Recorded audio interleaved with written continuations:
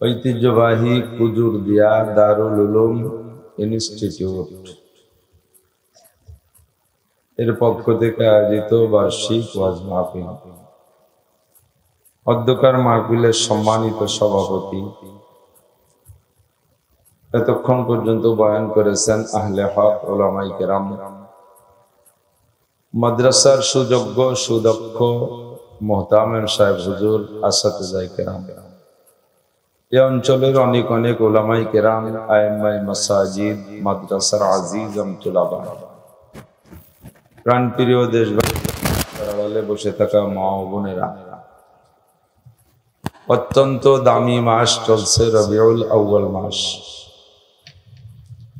যে মাসে বিশ্বনবী মুহাম্মদুর রাসূলুল্লাহ সাল্লাল্লাহু আলাইহি ওয়াসাল্লাম দুনিয়ায় এসেছিলেন। নবী আলাইহিস সালাতু ওয়াস সালামের আগমনে গোটা দুনিয়া ধন্য হয়েছিল। সারা দুনিয়ার সমস্ত ফেরেশতা মণ্ডলী পর্যন্ত আনন্দিত ছিলেন। আবার 63 বছর হায়াত শেষ করে এ মাসেই নবী আলাইহিস সালাতু ওয়াস সালাম বিদায় নিয়েছিলেন। নবী পাকের আগমনে আমরা সকলেই সন্তুষ্ট, তার চেয়ে বেশি আমরা শোকাক্রান্ত হুজুর আলাইহিস সালাতু ওয়াস সালামের ইন্তেকালের কারণে। একই মাসে নবীর জন্ম, একই মাসে নবীর ইন্তেকাল, কাজেই আনন্দ ও শোক দুইটাই একই মাসে। আনন্দ ও শোক বিজড়িত মাস রবিউল আউয়াল মাসের বিশেষ মুহূর্তে বর্তমান বাংলাদেশ বর্ষা বাদলের সিজন। এ সময় বৃষ্টি হওয়াটাই নিয়ম, বৃষ্টি না হওয়া নিয়ম। কৃষকের ক্ষেতে প্রচুর পানির প্রয়োজন থাকে, তো আল্লাহ পাক রব্বুল আলামিন আমাদের মাহফিল উপলক্ষে কিছুক্ষণ সুযোগ দিয়েছে। আকাশে মেঘ আছে, যে কোনো সময় আসতে পারে। আবহাওয়ার পূর্বাভাসে রাত 11টার পরে বৃষ্টির একটা পূর্বাভাস দিয়েছে। সত্য হতে পারে, মিথ্যাও হতে পারে। যতটুক সময় দিয়েছে এই সময়টাকে আমরা কাজে লাগাবো। এ উদ্দেশ্যে আল্লাহ তাআলা এই অঞ্চলের হাজারো লাখো মানুষের মধ্য থেকে বাছাই ছাঁটাই করে আমাদেরকেই মনোনীত করেছেন, পছন্দ করে রেখে নিয়ে এসেছেন। শুকর আদায় করি আলহামদুলিল্লাহ। কতক্ষণ সময় সুযোগ পাবো তা জানি না। এমনিতে হায়াতের কোনো ওয়ারেন্টি গ্যারান্টি নাই। কুল্লু নাফসিন যায়িকাতুল মাউত, প্রত্যেকটা প্রাণী মরণশীল। আমি আপনি মানুষ, অন্য সকলেই আল্লাহকে বিশ্বাস করে। অন্য সব প্রাণী মখলুক আল্লাহর সমস্ত বিধিবিধান মেনে চলে, যদিও তাদের জন্য পরকাল নেই। তাদের স্বীকার ও অস্বীকারে কিছু আসে যায় না, কিন্তু আমি আপনি স্বীকার করলে লাভ, অস্বীকার করলে লস, এটা আমরা সকলেই জানি। জানা সত্ত্বেও আমরা অনেক কিছু অস্বীকার করি, অন্তরে বোঝে না। অস্বীকার করি তার হাজারো প্রমাণ। একজন আমাকে বলতেছে, ভাই, আর রিশতায় ভাই হয়, ভাই আল্লাহর প্রতি গভীর বিশ্বাস আছে, এত বিশ্বাস নিয়ে চলি, আমার মনে হয় তোমার চেয়ে আমার ঈমান বেশি, কিন্তু ফজরের নামাজ পড়তে পারি না, যে ফজরে উঠতে পারি না। তো যদি গভীর বিশ্বাস আল্লাহর প্রতি থাকে আর আখিরাতের প্রতি থাকে, জাহান্নামকে যদি অ্যাকুরেট বিশ্বাস অন্তরে থাকে, জাহান্নামের যে বিবরণ বর্ণনা উলামায়ে কেরামের কাছ থেকে আমরা শুনে থাকি, তা যদি সত্যিই বিশ্বাস করে থাকি, তাহলে কোনো অবস্থাতেই আমার ফজরের নামাজ ছুটতে পারে না। সত্য না মিথ্যা? যাই জিজ্ঞাসা করবো যে আপনি এটা বিশ্বাস করেন, ওটা বিশ্বাস করেন, আপাতত মুখে বলবেন সকলে, যেহেতু বিশ্বাসের মজলিস। আল্লাহ আছে না নাই? আখিরাত আছে, কিয়ামত হবে, পুলসিরাত আছে, পার হওয়া ছাড়া উপায়। জান্নাত পুলসিরাতের উপর, ইপার না, কিন্তু যে পার হতে পারলাম না, যাক যারা পাচ্ছে তারা যাক, আমরা এপার থাকি, এমন কোন সুযোগ নাই। পুলসিরাত পার হতেই হবে যদি জান্নাতে যেতে হয়। তাহলে আল্লাহ আছে, আখিরাত আছে, কিয়ামত আছে, পুলসিরাত আছে, জাহান্নাম তো নাই, কথা কয় না? জান্নাত হিসাব নিকাশ হবে, সব কথাগুলো স্বীকার করি, কিন্তু বাস্তবে গেলে এর কোনোটা আমরা দেখি না।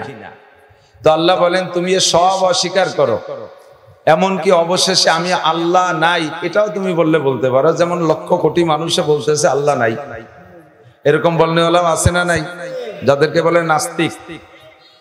তো তুমি আখিরাত পরকাল সব অস্বীকার করতে পারো, আসমান নাই, চন্দ্র নাই, সূর্য নাই, দেখেও তুমি অস্বীকার করতে পারো, কিন্তু একটা জিনিস অস্বীকার করতে পারবা না, তোমার মরণ হবে না। এ কথা কি বলতে পারবা? সকলেই স্বীকার করব, বিশ্বাস করব, মরিতেই হইবে। কুল্লু নাফসিন, এনি ম্যান, এভরিবডি, কুল, কেউ বাকি থাকবে না। যত লম্বা হায়াত পান না কেন অবশেষে মরতেই হবে। মুসা নবী আলাইহিস সালাতু ওয়াস সালামের একটা আজীব ঘটনা হাদিসের মধ্যে আসছে। মুসা আলাইহিস সালাতু ওয়াস সালাম যত নবী রাসূলই চলে গেছে, বিশেষ করে আদম আলাইহিস সালাতু ওয়াস সালাম থেকে নিয়ে ইদ্রিস আলাইহিস সালাম পর্যন্ত খুব একটা ঝামেলা ছিল না, তখন কাফের ছিল না। নূহ আলাইহিস সালাতু ওয়াস সালামের সময় থেকে এসে কাফের মুশরিকদের সাথে নবীদের লড়াই, আর সমস্ত নবী এই আন্দোলন কইরা যুদ্ধ বিগ্রহ করে এই দুনিয়া থেকে গেছেন। তো মুসা নবী আলাইহিস সালাতু ওয়াস সালাম আর ইব্রাহিম আলাইহিস সালাম এই দুইজন আন্তর্জাতিক খ্যাতি সম্পন্ন দুই ধামলার সাথে লড়াই করছে। ইব্রাহিম আলাইহিস সালামের লড়াই নমরুদের সাথে, যে সারা পৃথিবীর রাজা, আর মুসা আলাইহিস সালামের লড়াই মিস্টার ফিরাউনের সাথে। কার সাথে? আরে খালি ফিরাউন পাই, মিস্টার ফিরাউন না, হযরত মাওলানা ফিরাউন, পীরে কামেল ফিরাউন, মিস্টার। এই মিস্টারদের সাথে লড়াই করে করে গুনাদের জিন্দেগি কাটছে। প্রত্যেক নবীর কাফেরদের সাথে যে যুদ্ধ বিগ্রহ গ্যাঞ্জাম, তার লম্বা ইতিহাস কম বেশ শুনে থাকেন। তো কোরআন শরীফের ভিতরে সবচাইতে বেশি আলোচনা হয়েছে মুসা আলাইহিস সালাম আর ফিরাউনের গল্প, সবচেয়ে বেশি। আমার মনে হয় ভাগ করলে অর্ধেক কোরআন শরীফ পড়ে যাবে ওই দিকে, আয়াত গুনে বের করতে গেলে। তো মুসা আলাইহিস সালাতু ওয়াস সালাম তো শত্রুদের মধ্যে বসবাস করে। ইতিমধ্যে একদিন উনি বসা হায়াতের শেষ প্রান্তে এসে, তো সামনে এক ভদ্রলোক আসছে বড় ভদ্রতার সাথেই, কিন্তু সামনে বৈশাই আচানক উদ্ভট এক কথা, ইয়া মুসা জিতুকা লিআন আখুযা রূহাক, মুসা আমি তোমার জান নিতে আসছি। যে সময় চতুর্দিকে ওনার শত্রুতে ভরা, এই মুহূর্তে যদি কেউ সামনে আইসা যত পিসা বা সুকার পাগড়ি দুইটে তিনটে মাথায় পরিয়ে এসে যদি কয় যে আমি তোমার জান নিতে আসছি, তাহলে এই লোকটা মুসা আলাইহিস সালামের দোস্ত না দুশমন? আর কথা কয় না, যে জান নিতে আসে ও কি দোস্ত হয়নি? কি করে, ও তো দুশমনই। তো মুসা আলাইহিস সালামের কাছে লোকটা পরিচয় দেয় নাই উনি কে, সেই বলছে জিতুকা লিআন আখুযা রূহাক, আমি তোমার জান নিতে আসছি। তো মুসা আলাইহিস সালাতু ওয়াস সালাম মিজাজি মানুষ, নবীদের ভিতরে সবচেয়ে মিজাজি মুসা আলাইহিস সালাম। ফিরাউনের বাবরসি বনি ইসরাইলের একজনের সাথে গঞ্জাম বাঁধাইছে, সে লোক যে মুসা আলাইহিস সালামের কাছে মামলা দিয়েছে, ওই কাছাকাছি ছিল। মুসা আলাইহিস সালাম যাইয়েই ফিরাউনের বাবরসির একটা থাপ্পড় মারছে, নবীওয়ালা জালালি থাপ্পড়, একে থাপ্পড়ে শেষ। এই মার্ডার কেসে রয়ে গেলেন মুসা আলাইহিস সালাম। তো আজও এই লোকটা যখন সামনে এসে বলছে আমি তোমার জান নিতে আসছি, মুসা আলাইহিস সালাতু ওয়াস সালাম আর ধৈর্য ধারণ করতে না পারে ফাযরাবা আলা আইনিহি, বক্সিন লাগাই দিয়েছে, চোখ জড়াই, ঘুষি একটা মারি দিয়েছে চোখে, চোখেরটা নষ্টই হয়ে গেছে। বুখারী শরীফের হাদিস খুঁজলে আপনারা পাবেন, চোখেরটা কানা হয়ে গেছে, নষ্ট হয়ে গেছে। লোকটা আর কথা না বাড়াইয়া চোখ সাইপে ধরে চলে গেছে। কোথায় গেছে? ফিরাউনের কাছে, আল্লাহর কাছে চলে গেছে। তো আল্লাহ পাক, আল্লাহ তো দেখতেছেন সবই। তারপর আল্লাহ জিজ্ঞেস করে ফামা বালুকা ইয়া মালাকাল মাউত, আজরাইল তোমার কি খবর, চোখ চেপে ধরে আসছো? রব্বি জরাবানি মুসা, আল্লাহ তুমি এত মানুষের জান আমারে যে নিয়াইলিয়া, এইরকম মিজাজি মানুষটা আমি দেখিনি, তোমার মুসা আমার চোখে বক্সিং দিয়েছে। আল্লাহ পাক জিজ্ঞেস করলেন তুমি জিজ্ঞেস করো নাই যে কেন মারলো? আল্লাহ যদি জিজ্ঞেস করলে আর এক ঘুষি দেয় তাহলে চোখ দুইটাই চলে যাবে, আসবো কিভাবে? এক চোখের উপর দিয়ে সারিয়েছি। আল্লাহ এবার বলেন যাও, সুম্মাস আল, যে জিজ্ঞেস করো লিমা জরাবাকা, তোমাকে ঘুষি দিল কেন, মারলো কেন, জিজ্ঞেস করো। তো ফেরেশতা তো আল্লাহর হুকুমের গোলাম, আমরা হুকুম করলে কেউ কেউ মানতেও পারে নাও পারে, কিন্তু ফেরেশতারা এতই ফরমাবরদার আনুগত্য আল্লাহ পাকের যে যে কোনো হুকুম তারা কোনো দ্বিধা দ্বন্দ্ব ছাড়া, কোনো প্রশ্ন ছাড়া, মতানৈক্য ছাড়া তারা সেটা পালন করার জন্য আপাদমস্তক প্রস্তুত। তো আজরাইল আলাইহিস সালাম বললেন, আল্লাহ তুমি বললে তো যাওয়া লাগে, তবে লোকটা বড় মেজাজি, আবারও যাব। তা আল্লাহ বলেন, তোমার সন্দেহ আছে, আগে তোমার চোখটা অপারেশন করে দেই। তা আল্লাহ তাআলা মুসা আজরাইল আলাইহিস সালামের চক্ষুকে সুস্থ করে দিলেন, কোন হাসপাতালে পাঠাইয়া। ওয়া ইযা আরাদা শাইআন আন ইয়াকুলা লাহু কুন ফায়াকুন, যাহা কিছু করার ইচ্ছা করেন মালিক কোন শব্দ বললে হয়ে যায়। আল্লাহ বলেন কুন সাহিহা, আজরাইলের চোখ ভালো হয়ে যাও, সাথে সাথে সুস্থ হয়ে গেছে, কোন সুবহানাল্লাহ। এখন যাও। তা আজরাইল আলাইহিস সালাম বলতেছেন, আল্লাহ আপনি বললে যাওয়া লাগে, তবে লোকটা বড় মেজাজি, একবার তো মার খেয়েই আসলাম। তো আমার একটা পরামর্শ, সব নবী রাসূলদের সাথে জিবরিল আলাইহিস সালামের সম্পর্ক ভালো, ওনার সাথে কোনো নবীর গ্যাঞ্জাম নাই, কাজে উনাকে পাঠাইলে কেমন হয়।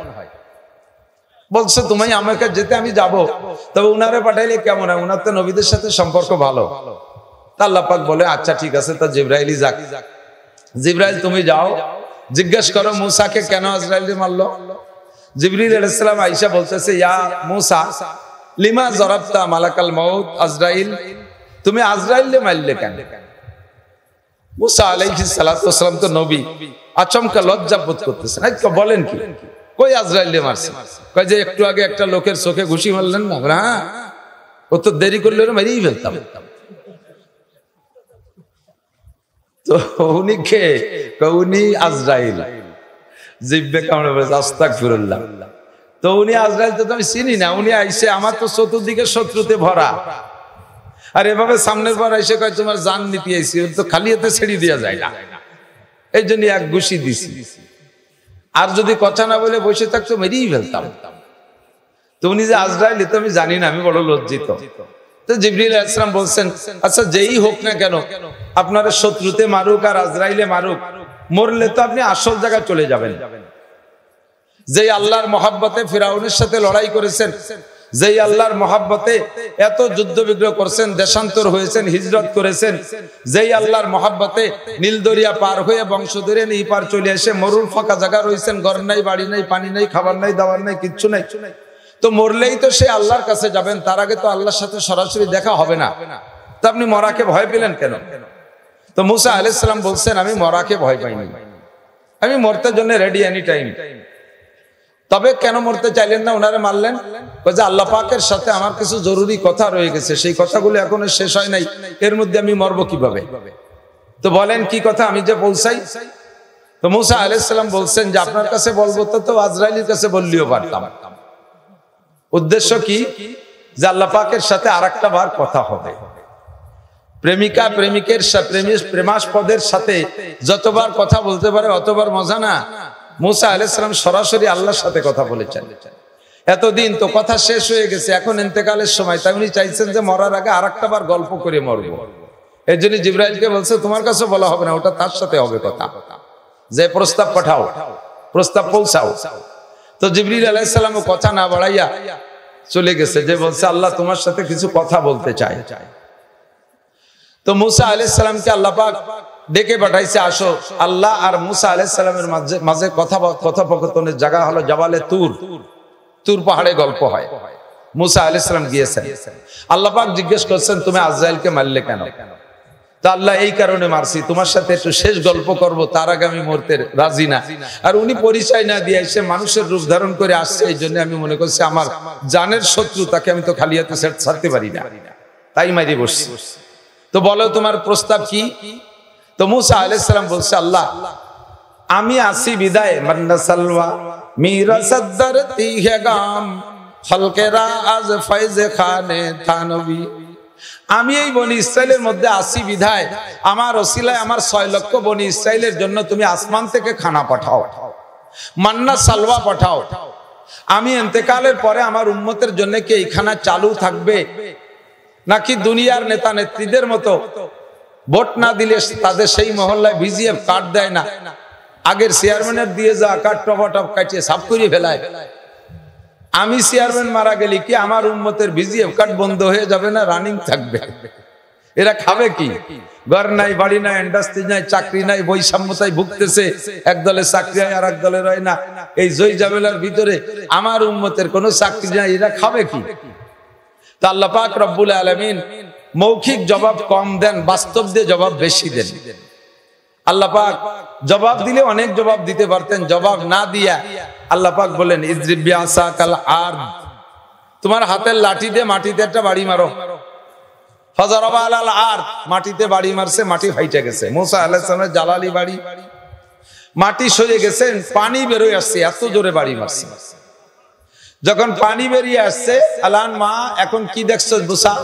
আলান মা, এখন পানি দেখতেছি। ইজরিব বিআসাকাল মা, পানিতে বাড়ি মারো। আবার পানিতে পিটান দিচ্ছে, পানিও ফাইটে গেছে। ফানফালাকাল মা, পানি ফাইটে দুই ভাগ হয়ে গেছে। পানি সরে যাওয়ার পরে নিচ থেকে একটা পাথর দেখা যাচ্ছে। আলান মা, এখন কি দেখা যায়? কাল হাজার, একটা পাথর দেখতেছি। ইজরিব বিআসাকাল হাজার, তোমার হাতের লাঠি দিয়ে পাথরে একটা পিটান দাও। ফাজারাবা আলাল হাজার, আবার পাথরে পিটান মারছে। ফানফালাকা, পাথরটাও বাড়িতে ভাগ হয়ে গেছে। আরে ভাই, একটা জামা ইট, একটা শক্ত ইট, পিকেট ইট, তাই আতুদ্দে বড় ভাঙতে পারি না। আর পাথর যত নরম হোক না কেন, পাথর তো। মুসা আলাইহিস সালামের জালালি বাড়িতে পাথরটা ফাইটে গেছে। পাথর ফাইটা দুই টুকরা দুই দিক সরে চলে গেছে। এর ভিতরে দেখো, ওই পাথরের মাঝখানে ছোট্ট একটা পোকা ছিল, বেরোয় আসে, নরম সাদা পোকা। অফিফিহি উসবুন তারি, আর এই পোকাটার মুখে কাঁচা ঘাস। একটু বলবেন না কিছু? কোথায় পোকা? পাথর কোথায়? পানি কোথায়? মাটির নিচে। অক্সিজেন নাই, কোনো যন্ত্র নাই, প্রবাহিত বাতাস নাই। এই জায়গা কাঁচা ঘাস, পাথরের পেটের ভিতরে। আকালা নেস অবাকিয়া নেস, অর্ধেক খাইছে আর অর্ধেক বাকি আছে। পোকাটায় আওয়াজ দিয়ে দিয়ে খাচ্ছে আর আল্লাহর শুকর আদায় করতেছে। মুসলমান না শুকর? পোকাটায় বলতেছে, আরবিতে দোয়া করতেছে। মুসা আলাইহিস সালাম শুনলেন, সুবহানা মান তারানি, সব পবিত্রতা তোমার আল্লাহ, তুমি আল্লাহর। মান তারানি, যে আল্লাহ তুমি আমাকে দেখতেছো। মাটির নিচে পানি, পানির নিচে পাথর, শক্ত পাথরের পেটের ভিতরে আমি থাকি, তুমি আরশে আজিম থেকে আমাকে দেখো। হে ভাই, দেখে কতক্ষণ? দেখে কে? দেখে ওই পোকারে দেখে, আমারে দেখে না। গাঁজাখোর পাট বাগানে যে গাঁজা কিনা বেচা করে, আল্লাহ দেখে না? দেখে। দেখে ফেনসিলিল হিরোইন বেচা কিনা লাগে তো দেখে না? ঘুষখোররে দেখে না? সুদখোররে দেখে না? নুসরে দেখে না? দেখে। দেখে পোকায় কয় সুবহানা মান তারানি, সব পবিত্রতা তোমার, তোমার কোনো দোষ নাই, তোমার কোনো দোষ নাই। যত দোষ আমাদের। সুবহান, হে আল্লাহ তুমি পবিত্র। মান তারানি, যে আমাকে দেখতেছো। ওয়া তারিফু মাকানি, আমার ঘর বাড়ি কোন জায়গা তাও তুমি জানো। ক্ষুদ্র পোকা আমি, আশরাফুল মাখলুকাত না আমি, ফেরেশতাও না আমি। আমার খোঁজ খবর না রাখলে তুমি আল্লাহর কিচ্ছু আসে যায় না। আমি কোন জায়গায় থাকলাম না থাকলাম তা নিয়ে ভাবারও তোমার সময় না থাকা দরকার। ও রব্বুল আলামিন, আমি দুনিয়ার ঘর বাড়িতে বসবাস করতে পারি না, প্রখর রৌদ্র সইতে পারি না, প্রবাহিত বাতাস সইতে পারি না, বেশি গরম সইতে পারি না, বেশি ঠান্ডা সইতে পারি না, এই উন্মুক্ত পরিবেশ আমি বরদাস্ত করতে পারি না। আমাকে তুমি যেভাবে বানাইছো, আমার শরীরের সাথে অ্যাডজাস্ট হয় এমন একটা আবহাওয়া দিয়া, এমন সুন্দর একটা ঘর দিয়ে তুমি আমাকে রেখেছো। ওয়া তারিফু মাকানি, তুমি আমার ঘর বাড়ি সম্পর্কে খবর রাখো। ওয়া তারযুকুনি ফি কলবি হাজারি, আর এই পাথরের পেটের মধ্যে রাইখা আমার যেমন খাদ্যের দরকার তা তুমি দিয়ে যাচ্ছ। ও রব্বুল আলামিন, আমি একেবারে তরল খাইতে পারি না, তরল খাইলে তৃপ্তি পাই না, শক্ত আমি চাবাইতে পারি না, নরম কাঁচা ঘাস আমার দরকার, তা তুমি নিয়মিত আমার জন্য 3 বেলা পরিবেশন করছো। এই জন্য সব পবিত্রতা তুমি আল্লাহ। মুসা আলাইহিস সালাম পোকাটার এই তার জবানের জিকির আর শুকর এইগুলো শুনলেন আর দেখলেন, আর তার খাবারের ব্যবস্থা দেখলেন। রব্বুল আলামিন সরাসরি দেখাই দিয়েছেন, মুখ দিয়ে আল্লাহ পাক মুসা আলাইহিস সালামকে ভাষা দিয়ে কিছু বলেন নাই। মুসা আলাইহিস সালাম দেইকা হাররা মুসা সাইকা, একটা চিৎকার মেরে সিজদায় পড়ে কয় রব্বুল আলামিন, এই পোকাটা আশরাফুল মাখলুকাত না, এর জন্য কোন নবী রাসূল দোয়া মুনাজাত করে না, এর জন্য কোন সরকার বাহাদুরের কোন বাজেট বরাদ্দ নাই। মালিক তুমি তাকে এমন একটা পোকা যার জন্য জান্নাত নাই জাহান্নাম নাই, হাসরে মিজানে পুলসিরাতে কোনো জবাব দেহিতা নাই, এই পোকাটারে বানাইছো মাত্র তোমার কোন উদ্দেশ্যে, তাকে তুমি নিয়মিত খানা খাওয়াচ্ছ। ও রব্বুল আলামিন, আমার 100 ভাগ একিন আগে ছিল, এখন 1000 ভাগ একিন হয়ে গেছে। আমি মুসা চলে যাওয়ার পর তুমি আমার বনি ইসরাইলকে না খাওয়ায় রাখবা না।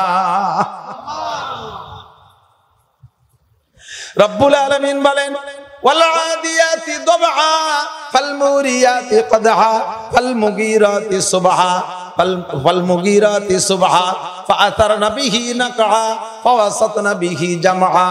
একটা ঘোড়ার কয়েকটা গুণের কথা বইলে আল্লাহ কসম কে বলে, ইন্নাল ইনসানা লিরাব্বিহি লাকানুত, ঘোড়ারে এক মুঠ ঘাস খাওয়াইয়া দাও, ভোরবেলা উঠে দৌড়াও, যুদ্ধের ময়দানে নিয়ে যাও, পাথরের উপরে তোমার পাথরের উপর দিয়ে চলে তোমার পিঠের পর রাইখা, পাথরে আর তার পায়ের খুরের আঘাতে আগুনের ফুলকি ছোটে, প্রচুর ধুলা বালুর ভিতরে মরুভূমির ভিতরে যাইয়া কাফেরের সাথে লড়াইয়ের জন্য তোমাকে প্রস্তুত পজিশন তৈরি করে দেয়। তার জীবনের মায়া সাইরা দিয়া তুমি সেই ঘোড়ার জন্য কি করেছো? মাত্র রাতের বেলা এক মুঠ খানা দিয়েছো, এক বালতি পানি পান করাইছো, তাতে তার জীবন বাজি রেখে তোমার শুকর আদায় করে। দুঃখের বিষয় হলো, ইন্নাল ইনসানা লিরাব্বিহি লাকানুদ, মানুষকে কোটি কোটি টাকার সম্পদ দিয়ে লালন পালন করি, দুনিয়ায় যত নিয়ামত আছে সব বানাইলাম মানুষের জন্য। দুঃখের বিষয়, মানুষ আমি আল্লাহর কৃতজ্ঞতা স্বীকার করে না, আমার শুকর আদায় করে না। কম পড়লেও মানুষের দোষ দেয়, বেশি হলেও মানুষের প্রশংসা করে, প্রশংসা আল্লাহর করে না।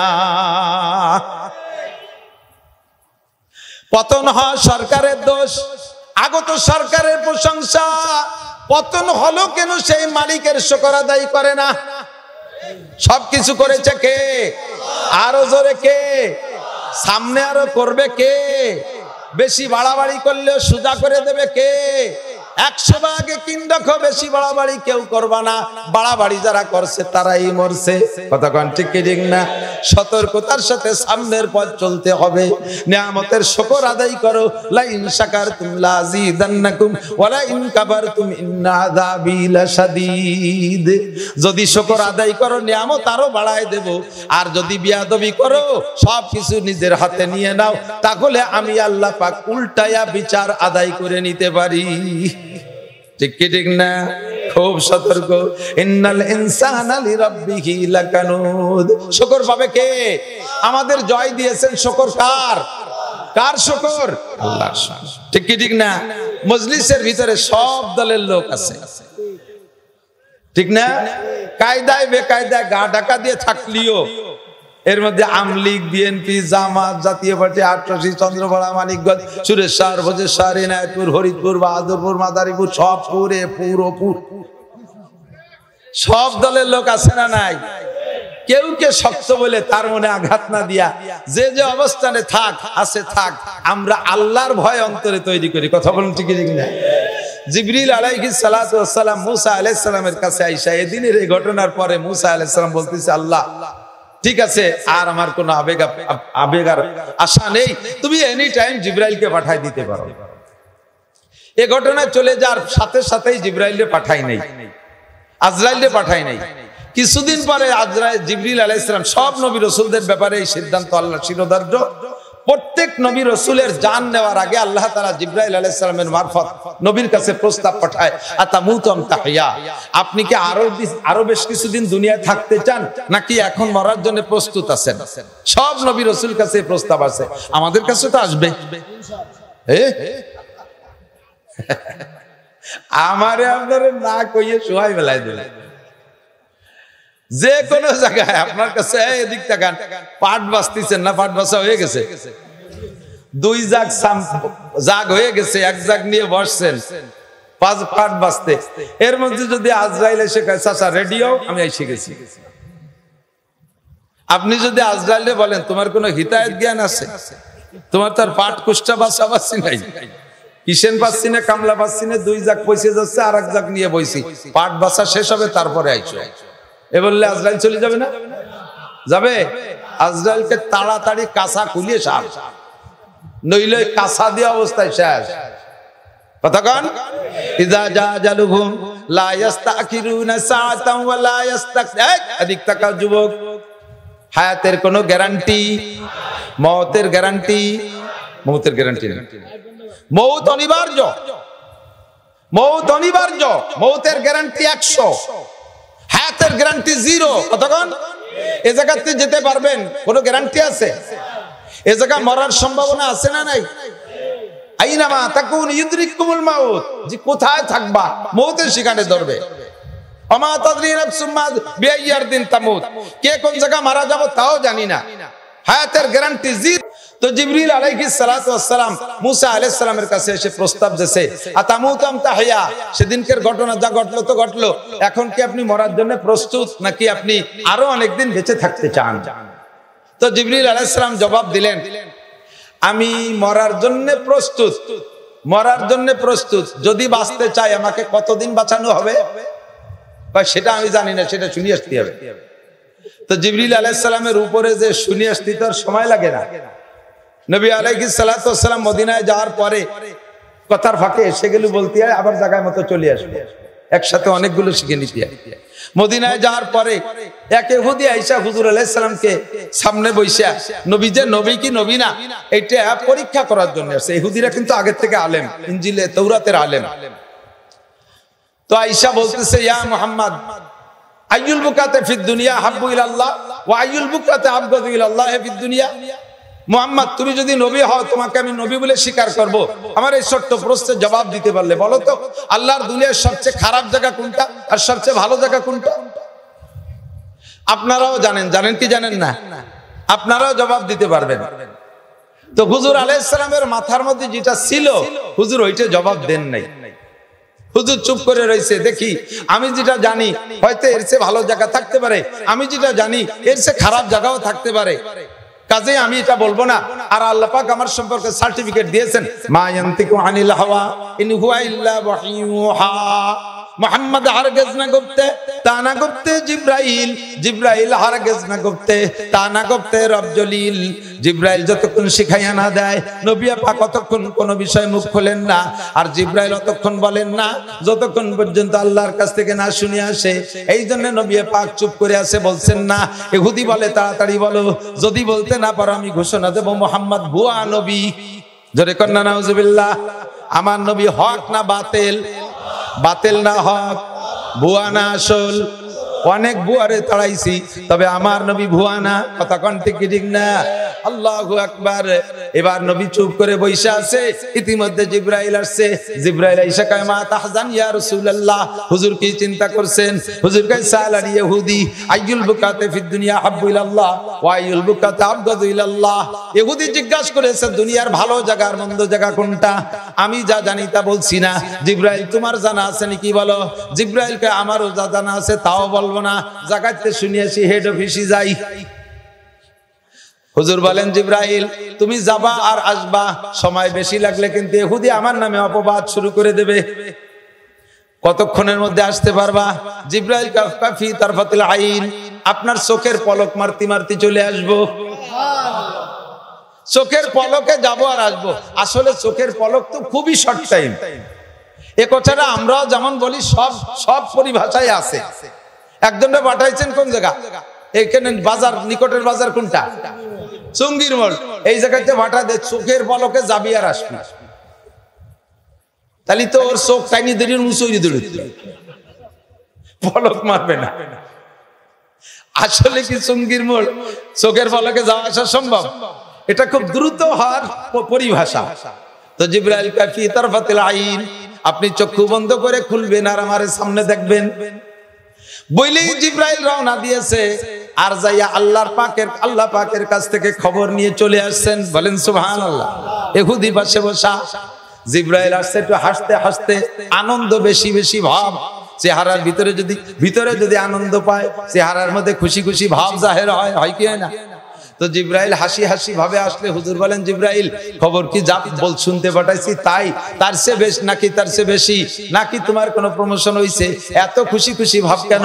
জিব্রাইল কয়, হুজুর আমার আনন্দের কারণ হলো আমি অন্যদিন আল্লাহ পাকের কাছে যাইয়া কথা নিয়ে আসি, একটা সীমারেখা আছে, ওই সীমারেখার ওপাশে আমি যাইতে পারি না, ওই জায়গায় যে আমি অপেক্ষা করি, আল্লাহ পাক কথা শিখাইয়া দেয়, সেখান থেকে নিয়ে চলে আসি।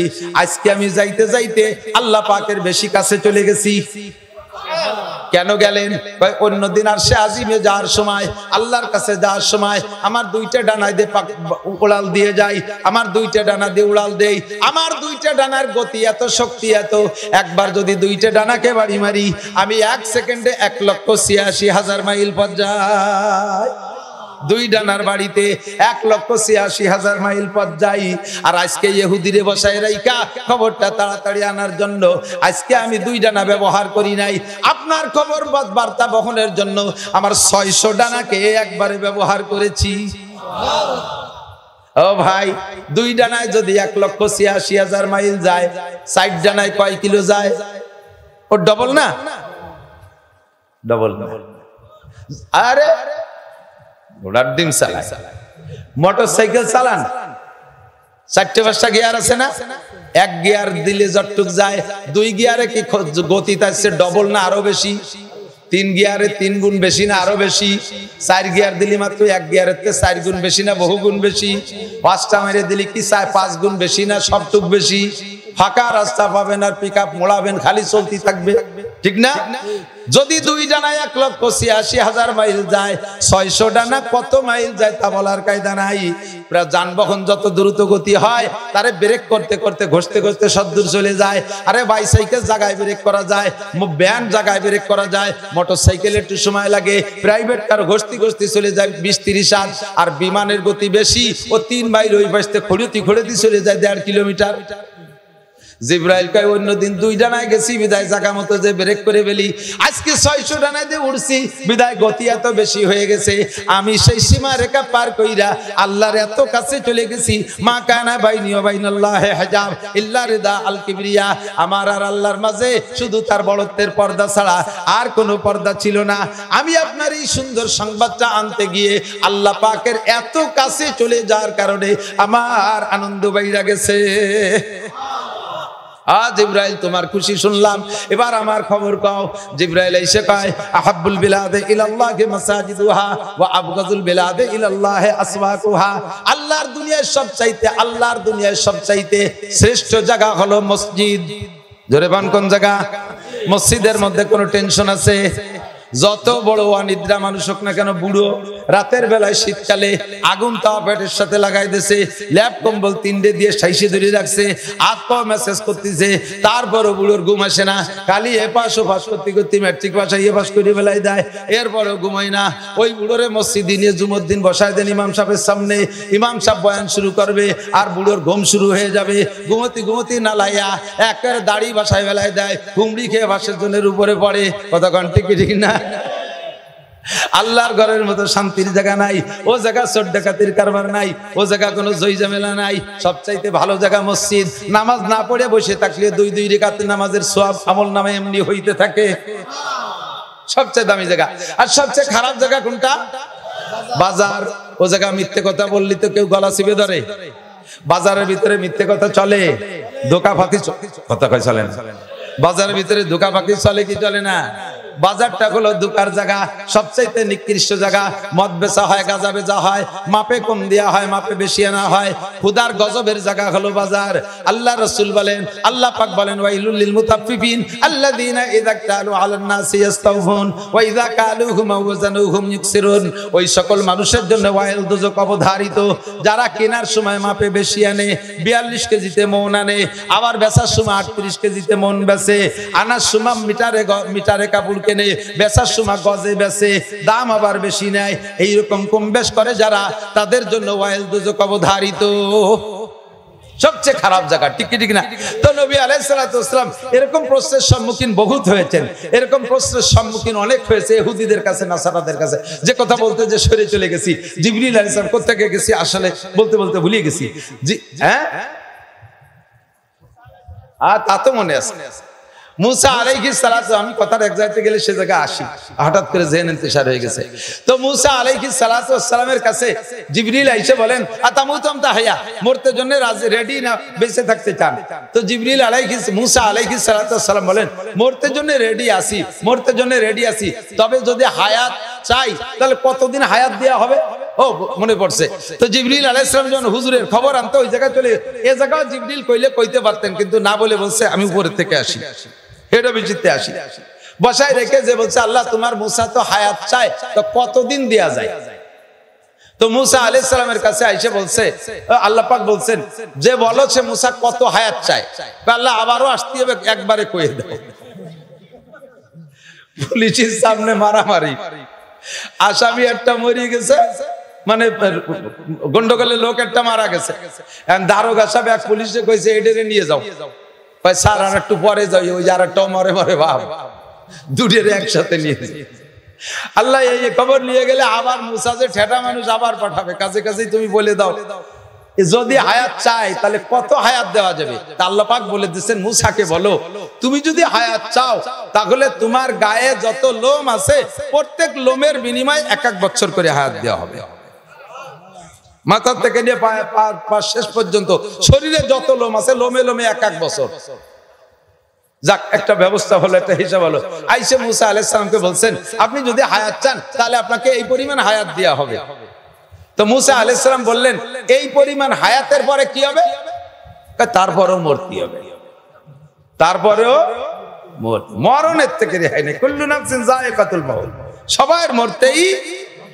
আল্লাহু আকবার। এ দুনিয়া সব প্রাণীকে মেরে দিয়ে, আরে আজীব এক ওয়াকিয়া সেদিন দেখলাম। আবার বলি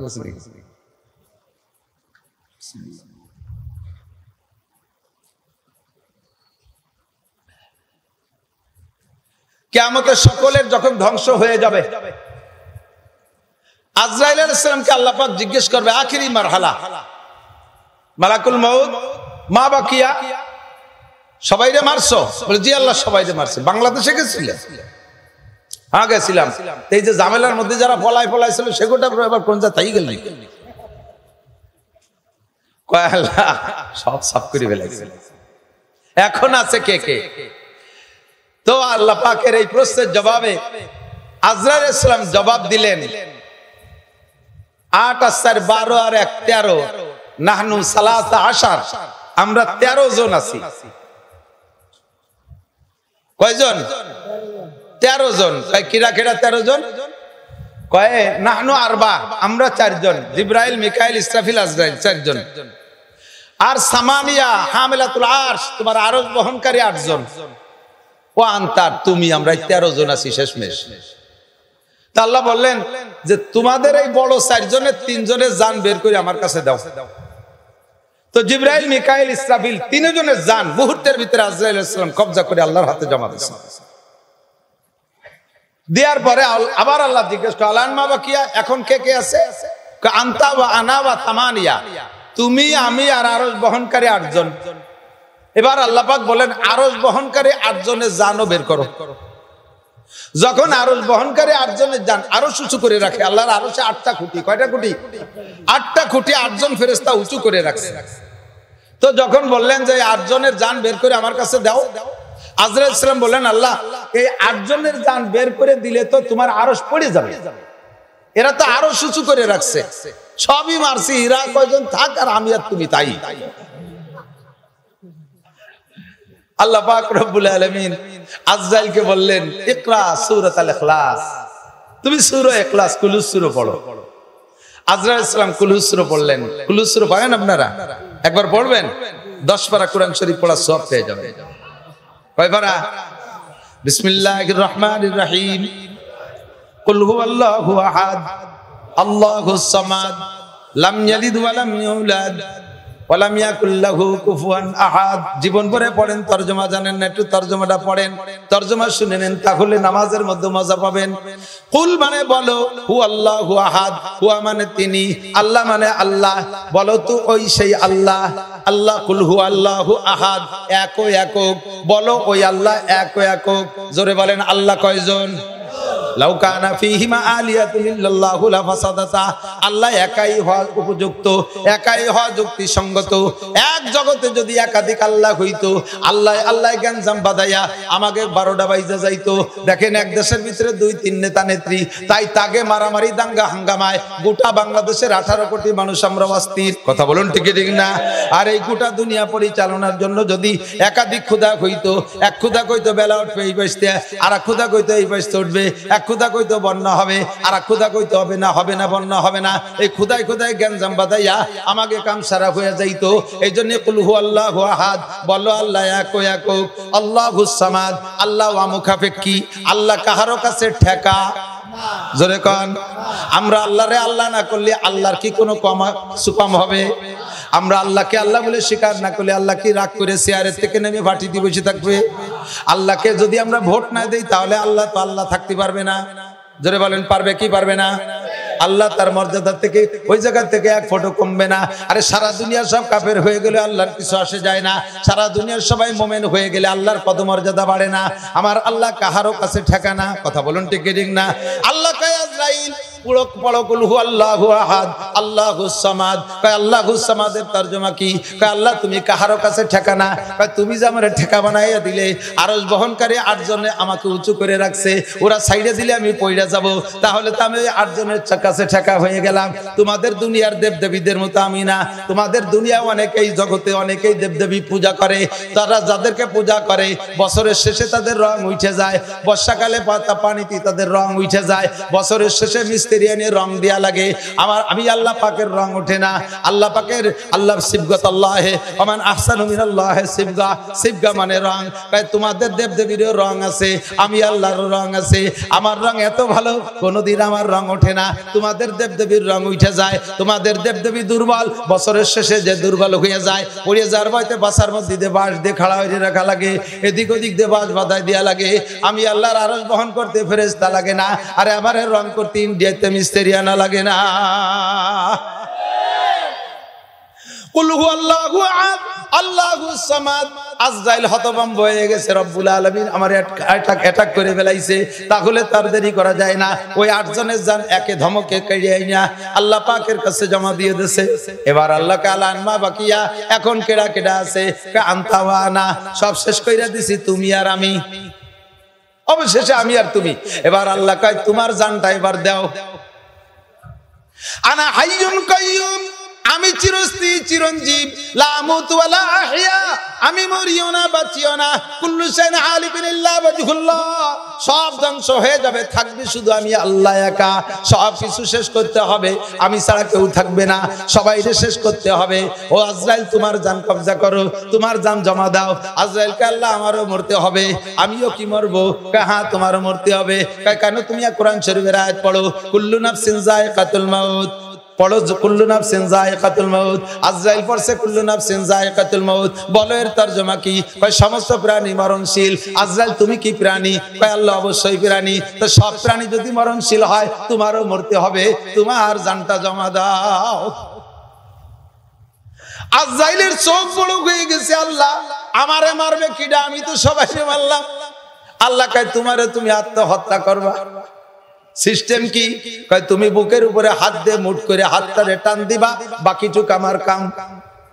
বুকের উপরে হাত দিয়ে মুঠ করে টান মারছে।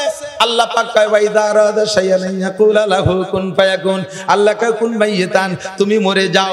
বলার সঙ্গে সঙ্গে আজরাইলের হাতের মধ্যে আজরাইলের জান বেরিয়ে আসে। ওই সময় জান বেরোনোর সময় আজরাইল এমন জোরে একটা চিৎকার মারবে, যদি সারা দুনিয়ার সমস্ত প্রাণী বেঁচে থাকতো, আজরাইলের মুখের আওয়াজে সব প্রাণী কলজা ফাইটা মারা যাইতো। এত জোরে একটা আওয়াজ বের হবে, প্রমাণ হয় কুল্লু নাফসিন যায়কাতুল মাউত, সব প্রাণী মরবে। ওরে আজরাইলও শেষ হয়ে যাইবে, আমার আপনারও মরণ অবধারিত। ফজরের নামাজ পর্যন্ত বাঁচবো কোনো গ্যারান্টি আছে? যে কোনো সময় চলে যেতে পারি। চোখের সামনে ধমধম করে পড়ে যাচ্ছে, সোনার চানপি তেলে গুগু গেল রাস্তায়, আসলো ভ্যানে কইরা লাশ হইয়া। ও দোস্ত, যে কোনো সময় চলে যেতে হতে পারে কি পারে না? এই জন্য 24টা ঘন্টা আমাকে প্রস্তুত থাকতে হবে, ভিতরে থাকতে হবে আল্লাহর ভয়। কার ভয়? আল্লাহর ভয়। আল্লাহর ভয় ভিতরে রাখেন। কুরআন শরীফ 30 পারা কুরআন শরীফ আমাদের জন্য আল্লাহ পাঠিয়েছে, 6666 আয়াত। কত আয়াত? 6666 অথবা 6236, দুই রকমের গণনা আছে। সূরা 114টা অথবা 112টা। সূরা তওবার আগের সূরার নাম কি? মায়েদা। কোন কোন মুফাসসিরিন বলেন মায়েদা আর তওবা একই সূরা, যার কারণে তওবা, সূরা তওবার শুরুতে বিসমিল্লাহ নাই। কোন কোন মুফাসসিরিনে কিরাম বলেন ফালাক আর নাস এক সূরা, দুইটার একই ধরনের তরজমা, দুইটা সূরার শুরুতে কুল কুল আউযু বিরাব্বিল ফালাক, কুল আউযু বিরাব্বিল ফালাক মিন শাররি মা খালাক ওয়া মিন শাররি গাসিকিন ইযা ওয়াকাব ওয়া মিন শাররি নাফাসাতি ফিল উকাদ ওয়া মিন শাররি হাসিদিন ইযা হাসাদ। এই সূরার আয়াতগুলোর ভিতরে যে উদ্দেশ্য, যে সমস্ত কথা পরের সূরাতে কুল আউযু বিরাব্বিন নাস, মালিকিন নাস, ইলাহিন নাস, সবগুলো আল্লাহর কাছে পানা চাওয়ার আয়াত। স্বপ্নে পাইছে 11 আয়াত, 2 সূরা। জিবরিল আলাইহিস সালাম মাঝখানে বিসমিল্লাহ কে ভাগ করে দিয়েছে, নইলে কেউ কেউ বলেন যে 2 সূরা মিলে 1 সূরা। তো দোস্ত, এই 114 সূরা আয়াত সংখ্যা যাই হোক না কেন, 112 হোক সূরা বা 14 হোক, আর আয়াত সংখ্যা যাই হোক, এই আয়াতের ভিতরে কোরআন শরীফ আমাদেরকে আল্লাহ তাআলা পাঠিয়েছেন রমজান মাসে তিলাওয়াতের। খুব লক্ষ্য করতে হবে, খুব লক্ষ্য। রমজান মাসে শুধু তিলাওয়াতের জন্য নয়, তারাবির নামাজের মধ্যে পড়ার জন্য নয়, যতটুকু পারি নামাজের মধ্যে পড়ার জন্য নয়। আপদ বিপদে পড়ে গেলে পারে এক খতম পড়িয়ে দিলাম, আল্লাহ রে, আল্লাহ আমার বিপদ থেকে উদ্ধার করলো। এই মান্নত খতমের জন্য কোরআন শরীফ আসে নাই। মা বাবা মরে গেছে বেহেশতে পাঠানোর জন্য তিলাওয়াতের মাধ্যমে শুধু কোরআন শরীফ পড়ার জন্য কোরআন শরীফ আল্লাহ পাঠান নাই। কোরআন শরীফ আসছে কি জন্য? হুদাল লিন-নাসি ওয়া বাইয়িনাতিন মিনাল হুদা। গোটা মানব জাতিকে অরিজিনাল মানুষ বানাইয়া জান্নাতে বসবাস করার মতো যোগ্য ফিগার বানাইয়া দুনিয়ার থেকে জান্নাতের সার্টিফিকেট, জান্নাতের টিকিট হাতে নিয়ে রওনা দেওয়ার মতো একটা যোগ্য মানুষ বানানোর জন্য যেই শিক্ষা সিলেবাস লাগে, ওই সিলেবাস দিয়ে আল্লাহ তাআলা কোরআন শরীফ পাঠাইছে। ব্যক্তি জীবনে যা লাগবে সব কোরআনে আছে, পরিবার জীবনে যা লাগবে তাও কোরআনে আছে। কথা কন না কেন? আছে না নাই? সমাজ পরিচালনার জন্য যা লাগবে কোরআনে আছে না নাই? নাকি আমাদের কোনো মাতুব্বারের কাছে ভাড়া করা লাগবে? আছে। ব্যবসা বাণিজ্য অর্থনীতি বিষয়টা কোরআনে আছে না নাই? রাষ্ট্র পরিচালনার নিয়ম কানুন কোরআনে আছে না নাই? আন্তর্জাতিক বিশ্ব জগৎকে পরিচালনা করার যে নিয়ম নীতি লাগবে সবকিছু আল্লাহর কোরআনে কারিমের মধ্যে আছে। এই কোরআনের ভিতরে যে যে বিষয়গুলো যেমন জরুরি, আল্লাহ সেই বিষয়গুলো সম্পর্কে সেভাবে আলোচনা করেছেন। সবচাইতে বেশি জরুরি বিষয়ের ভিতরে একটা হলো নামাজ। একটু কোন কি? মুসলমানদের সর্বশ্রেষ্ঠ ইবাদতের নাম কি? যুবক আমার দিক তাকাও, শোনা, সামনে ওয়াজ আছে এদিক। সর্বশ্রেষ্ঠ ইবাদতের নাম কি বলছেন? সবাই বলছেন 5 ওয়াক্ত নামাজ। নফল না ফরজ? নফল না ফরজ? কয় ওয়াক্ত? খামসু সালাওয়াতিন ইফতারাযাহুন্নাল্লাহ। 5 ওয়াক্ত নামাজ আল্লাহ ফরজ করেছে। সর্বশ্রেষ্ঠ ইবাদত নামাজ, যার কারণে এটা শ্রেষ্ঠ ইবাদত। আমি মুখে মস্ক করাইছি কেন জানেন? মুখে মস্ক করানোর সাথে সাথে আপনার মুখ দিয়ে বের হইছে না, আর ফেরেশতা লিখে ফেলাইছে। আমি একা বলছি, আপনি চুপ করে রয়েছেন, মুখ দিয়ে কন নাই। কিয়ামতের ময়দানে যে আমার নামে মামলা দিতে পারবেন, মিথ্যে কথা তো অ্যাভেলেবেল পাবেন সেই জায়গা। দুনিয়ায় আর কয়টা মিথ্যে কথা কইছেন? মিথ্যে কথা কবেন তো আল্লাহর সামনে দাঁড়াইয়া, পাইকারি মিথ্যে কথা। আপনারা বলবে এই নামাজ ফরজটা তুই জানো না? না গো শুনি। কেন আসিল হুজুর কই নাই তো কই মাঠে? কয় না, এই আগর বাগর ইডা উডা কয়ে গেছে। আল্লাহ তুমি আমারে চেনো না, আমি কত ভালো। যদি জীবনে একবারও নামাজের কথা শুনতাম, সিজদায় পড়ি থাকতাম মসজিদে। এই হুজুররা খালি গল্প সল্প কইয়া কাটায় চলে গেছে, কোনোদিন নামাজের কথাটা কই নাই। এই সব দোষ ওই মৌলবীকে। এমনি তো আমাকে দোষ বেশি, যত দোষ নন্দ ঘোষ। তো সেই দিন আপনার মুখে যেটা দুনিয়ায় বলা থাকবে ওইটা আমলনামায় লেখা থাকবে। যেটা মনের মধ্যে রয়েছে মুখে বলেন নাই, হাতে পায়ে কাজে কর্মে বাস্তবায়ন করেন নাই, ওইটা আপনার আমলনামায় লিখবে না। আল্লাহ পাক এই জুলুমটা করে না। অন্তরের ভিতরে যত কুপরিকল্পনা আছে ওইটা মুখ দিয়ে না বেরোনো পর্যন্ত আপনার আমলনামায় লেখে না। যখন মুখ দিয়ে বের হবে, মা ইয়ালফিজু মিন কাউলিন ইল্লা লাদাইহি রাকিবুন আতীদ, মুখ দিয়ে যে কথা বের হবে ওইটার কাছে কাঁধে থাকা ফেরেশতা লিখে ফেলে। কিরামান কাতিবিন ইয়ালামুনা মা তাফআলুন, সম্মানিত ফেরেশতা আপনি যা করেন সব জানে, যা করেন তা সব জানে, যা বলবেন তা তারা লিখে ফেলে। এই জন্য মুখ দিয়ে বলাইলাম কিয়ামতে আমার নামে যাতে মামলা দিতে না পারেন, আমি বরিউজ জিম্মা হয়ে গেলাম, আমি দায় মুক্ত হয়ে গেলাম। আপনারে মুখ দিয়ে বলাইছি, কিয়ামতে আপনি বলবেন আল্লাহ নামাজের কথা আমি শুনি নাই। আল্লাহ পাক বলবেন নৌটক বাট উসকুত, কথা মোটে বলবি না, চুপ থাকবি। বাড়াবাড়ি বিয়াদবি যদি করিস নাকতিমু আলা ফাহিক, তোর মুখ বন্ধ করে দেব। অতকাল্লিমুনা আইদিক, তোর হাতে কথা বলবে। ওয়াতাশহাদু আরজুলুক, লোক তোর পায়ে সাক্ষী দেবে। পায়ে হেঁটে গেছিলাম মাদ্রাসার মাঠে, হাতে বলবে আল্লাহ আমি ছিলাম, চোখে বলবে আল্লাহ আমি মাওলানা নাসিরকে দেখেছিলাম, ঠোঁটে আলাদা করে জবাব দেবে আল্লাহ জি আমাকে দিয়ে স্বীকার করাইছিল, জিহ্বায় আলাদা করে জবাব দেবে আমি নিজে বলছি নামাজ ফরজ, হুজুর মস্ক করায় দিয়েছে 5 ওয়াক্ত নামাজ ফরজ। একটু জোরে বলেন কয় ওয়াক্ত? 5 ওয়াক্তের নামাজ নফল না ফরজ?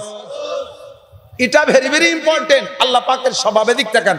আমরা নামাজের কথা কই, আপনারা শুনতে শুনতে হাফেজ হয়ে গেছেন, মনে মনে ভাবতেছেন যে আইসি একটু হুজুর একটু রং তামাশা করে, তাও যে নামাজ দল্লকে এত জীবন ভরে শুনি। আরে ভাই, মুসলমানের স্বভাব, আমাদের স্বভাব, যেই ইবাদতের মধ্যে ইন্টারেস্ট আছে, জাগতিক ইন্টারেস্ট, ওই ইবাদতটা আমরা করতে আগ্রহী। যে ইবাদতের পিছনে জাগতিক কোনো লাভ নাই, শুধু আখেরাত আখেরাত, ওইটা করার ভিতরে আমাদের ভিতরে অলসতা, ওইটা করতে আমাদের অলসতা। এদিক থেকে শেষ রাত্রে ফজরের নামাজ এখন তো প্রচুর মানুষের ছোটে, জোহরের নামাজে যথেষ্ট লোক আছে, মাগরিবেও আছে, ইশায়ও আছে।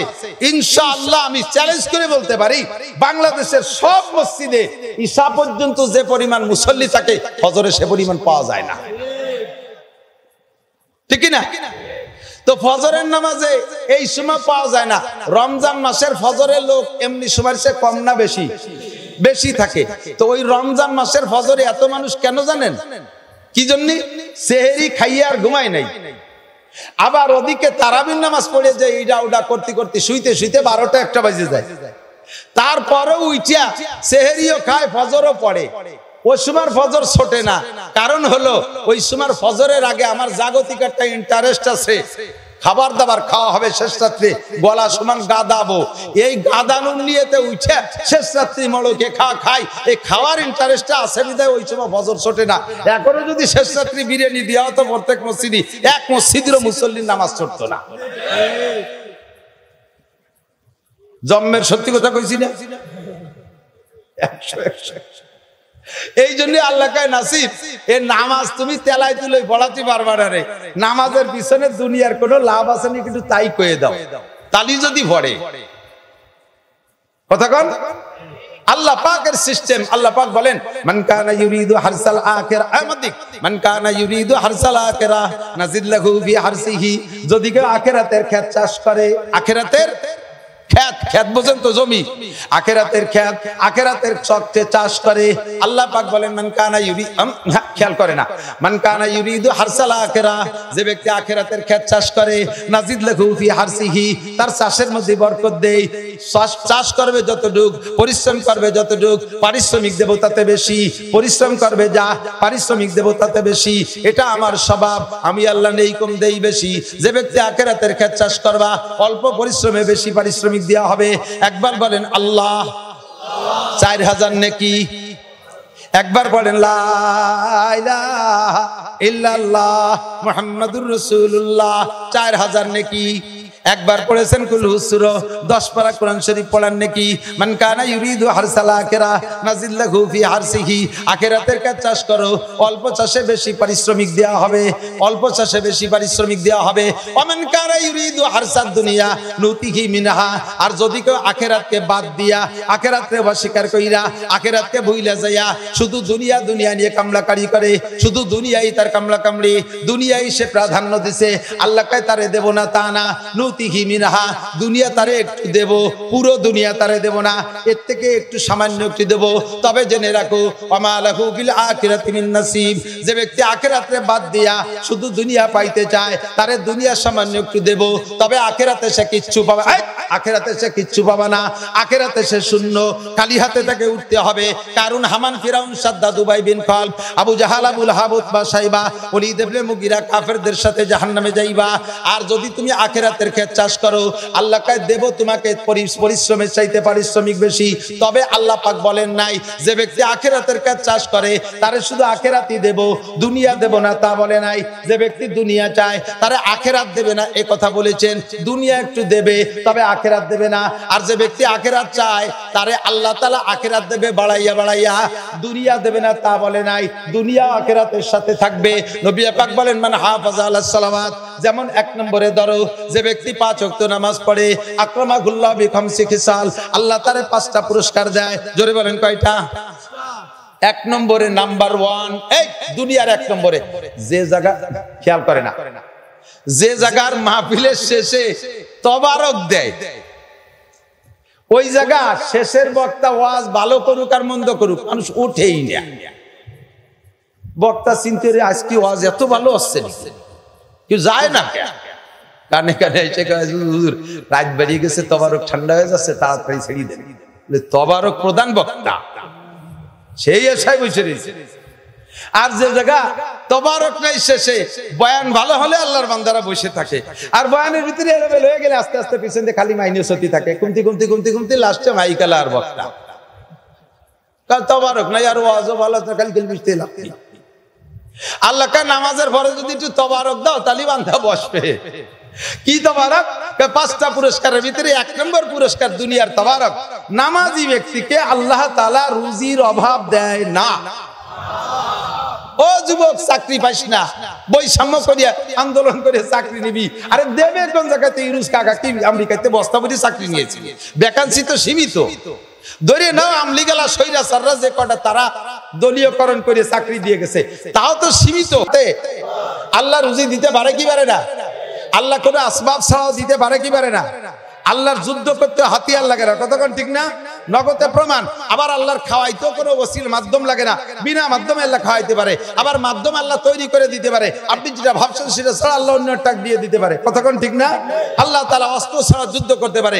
সমস্ত রাষ্ট্রীয় ক্ষমতা শেখ হাসিনার হাতে ছিল, বিডিআর তার কাছে, পুলিশ সব তার, সেনাবাহিনী তার, আনসার তার, র্যাব ছিল তার, নৌবাহিনী তার, বিমান বাহিনী তার, বাংলাদেশের সব অস্ত্র প্রধানমন্ত্রীর হাতে। কয়জন পুলাপান খালি হাতে, খালি হাতে কয়জন পুলাপান যে মিছিল দিছে, ভয়তে সব ফেলাই দিয়ে দৌড়ে চাইনিয়ে। এই যুদ্ধ কে করছে? এই যুদ্ধ সেনাবাহিনীর সাথে কে করছে? পুলিশের সাথে কে করছে? সরকারের সাথে কে করছে? যে আল্লাহ তাআলা ওই সমস্ত বড় বড় শক্তিশালীদেরকে শোয়াই দিয়েছে বিনা অস্ত্রে, সে আল্লাহ তাআলা আমারে তোমারে শোয়াতে পারে। যে আল্লাহ তাআলার এই ক্ষমতা আছে, ওই আল্লাহ তাআলা বিনা ওসিলায় বিনা মাধ্যমে খাওয়াইতে। তবে আল্লাহ কয় আমারে কিছু দাও, তাহলে কিছু নাও, আমারে কিছু দাও, বাকিটা তুমি নাও। আমাকে দিতে হবে 1 নম্বরে 5 ওয়াক্ত নামাজ। এর জন্য নামাজ সবচাইতে শ্রেষ্ঠ ইবাদত। এর প্রতিদান 5টা। 1 নম্বরে আপনার রুজির অভাব থাকবে না।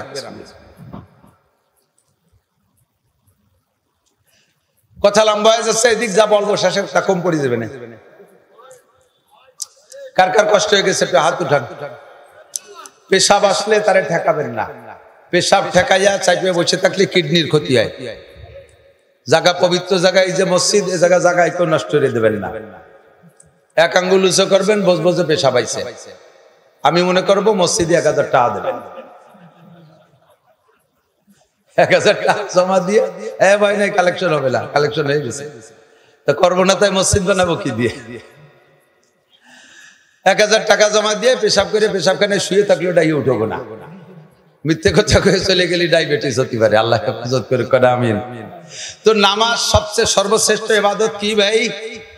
একটু কর না কি? নামাজ। এর দুনিয়ার লাভ তো আছে, যেটা বললাম তবারক আছে। 2 নম্বর হলো কবর আযাব মাফ। সুবহানাল্লাহ। একবার যদি খেয়াল করে না, বিশ্বাস করে না, তার কি ঘোড়ার ডিম। কবর আযাব সত্যি না মিথ্যা? সত্য না মিথ্যা? সত্য। অন্তর থেকে বিশ্বাস করেন, বাঁচা দরকার। একদিন কবর আযাব যদি মাফ হয়ে যায়, কিয়ামতের আগে আর হবে না। একবার যদি কবর আযাব মাফ হয়, কিয়ামতের আগে আর হবে না।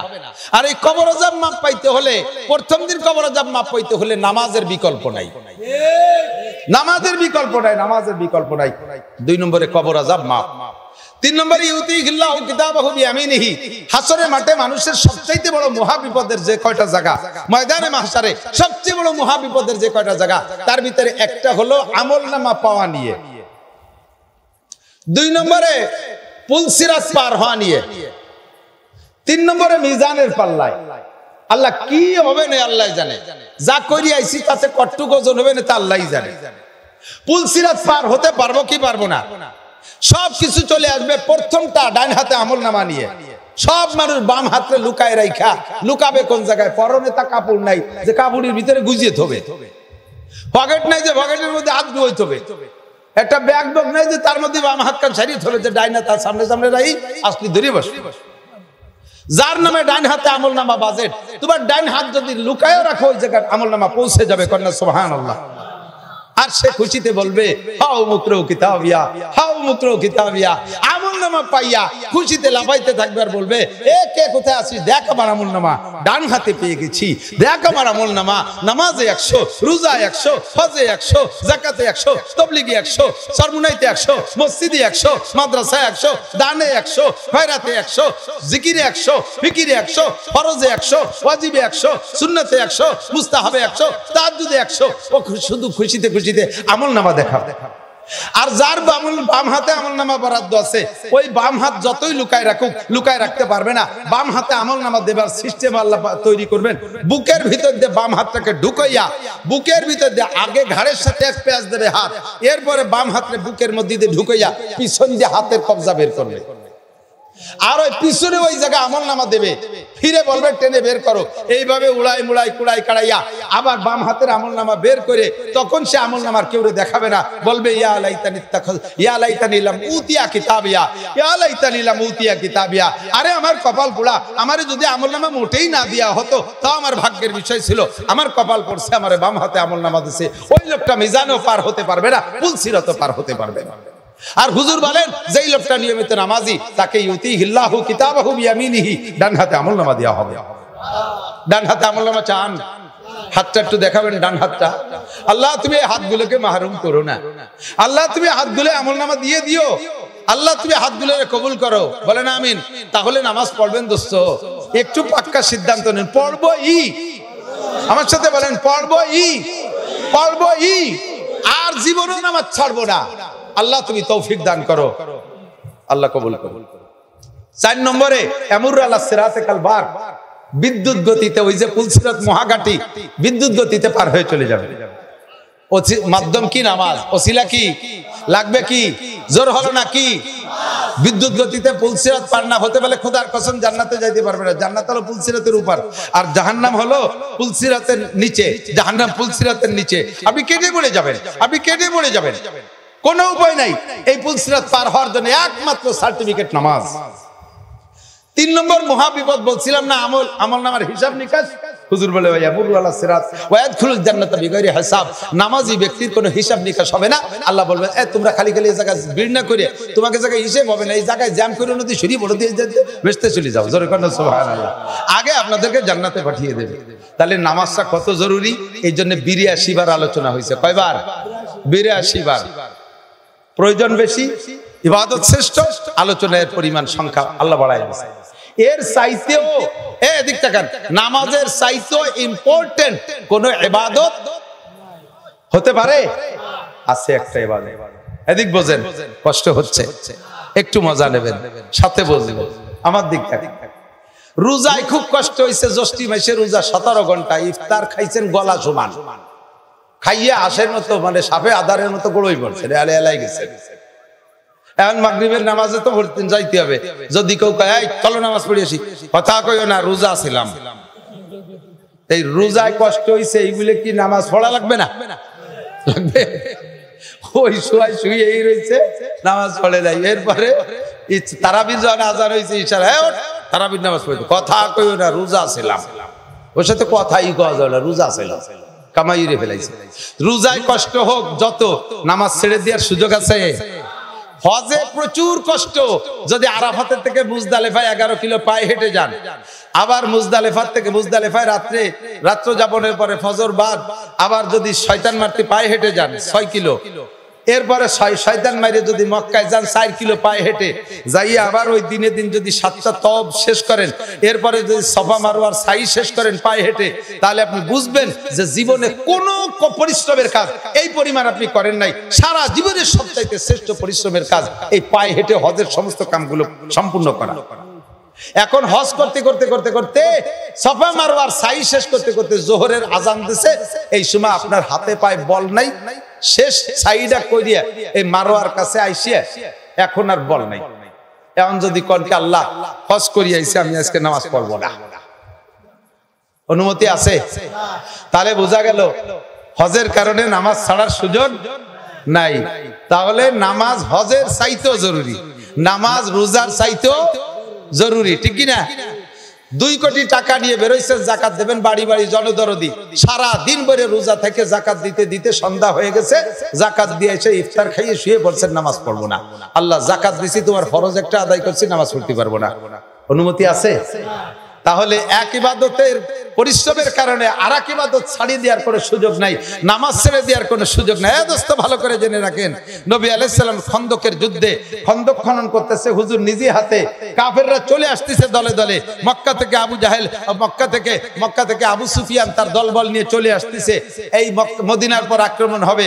হুজুর জানছেন হযরত আব্দুল্লাহ সালমান ফারসি রাদিয়াল্লাহু তাআলা আনহুর পরামর্শে খন্দক খনন শুরু করছে। খুঁজতে খুঁজতে খন্দক খনন করা শেষ হয়ে পারে নাই, কাফেররা প্রায় চলে আসছে।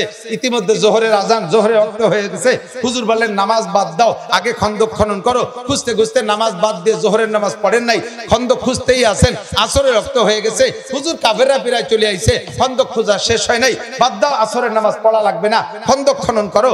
খুঁজতে খুঁজতে মাগরিব হয়ে গেছে, আসর পড়তে পারেন নাই, খন্দক খনন করা শেষ হয় নাই। হুজুর কাফেররা চলে আসছে, নামাজ বাদ দাও, মাগরিব পড়বো না, আগে খন্দক খনন করো। খন্দক খনন করা শেষ কইরা তারপরে নামাজ পড়বো। খুঁজতে খুঁজতে ইশার ওয়াক্ত হয়ে গেছে, খন্দক খনন করা শেষ হয় নাই। হুজুর কাফেররা প্রায় চলে আসছে, থাক নামাজ, ইশার নামাজ বাদ দাও, আগে খন্দক খনন করো। ফজর পর্যন্ত খন্দক খনন করছে, 4 ওয়াক্তের নামাজ কাজা হয়ে গেছে, তবুও হুজুর যুদ্ধের জন্য খন্দক খনন করছে। প্রমাণ হলো দুনিয়ার কোন ইবাদত একটার কারণে আরেকটাকে ছাড়িয়ে দেওয়ার অধিকার অনুমতি নাই। হজের কারণে নামাজ ছাড়ার অনুমতি নাই, যাকাতের কারণে নামাজ ছাড়ার অনুমতি নাই, রোজার কষ্টের কারণে নামাজ ছাড়ার অনুমতি নাই। জিহাদ এমনই একটা ইবাদত যার কারণে 4 ওয়াক্ত নামাজ পর্যন্ত ছেড়ে দেওয়ার অনুমতি পেয়েছে। প্রমাণ হলো যে জিহাদ নামাজের চাইতে জায়গা বিশেষ গুরুত্বপূর্ণ। কথা বলেন ঠিক ঠিক না? কপাল পড়ছে মুসলমান। আর আজকে সেই জিহাদের আলোচনা উলামায়ে কিরাম করলে জঙ্গি, লাদেন গ্রুপ, তালেবান, রাজাকার, মৌলবাদ, ফাও কথা কইয়া কইয়া সুপারে পচাই ফেলাইছো। এখন আল্লাহ পাক রব্বুল আলামিন সুযোগ মতো সবকিছু ঠিক করে দিচ্ছে। কথা বলেন ঠিক ঠিক না?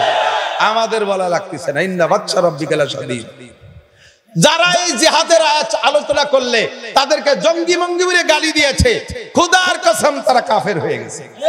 কোরআন শরীফের আয়াতকে অস্বীকার করেছে, তারা কাফের হয়ে গেছে। চাই আওয়ামী লীগ হোক, চাই বিএনপি হোক, জাতীয় পার্টি হোক, যে দলই হোক না কেন, যদি করে বড় আলেম হয় তবুও সে কাফের হয়ে গেছে। আর স্বামী যদি কাফের হয়, তার ঘরে মুসলমান স্ত্রী থাকলে বউটা তালাক হয়ে গেছে। সেই স্ত্রী নিয়ে ঘর করলে জিনার গুনাহ হবে, ওর পরে যে কটা পয়দা হবে সব জারির বাচ্চা পয়দা হবে। ওই অবস্থায় মারা গেলে তার জানাজা পড়া যাবে না, মুসলমানের কবরস্থানে তারে দাফন করা যাবে না। আমরা তো ব্ল্যাঙ্ক শহীদ বলে ডাকছর, শহীদ গয়েশ্বর চন্দ্র, শহীদ হরিপদ, শহীদ একেবারে তোমার বাপের সম্পত্তি ধরে টাইম দিয়ে সিঁড়ি হাতে ধরাই দিবে। সাবধান, হত হত তাড়াতাড়ি দেওয়া যাবে না। তবে যেটা দিছি এটা সত্যি, 100 সত্যি দিছি। জবানকে কন্ট্রোল করেন।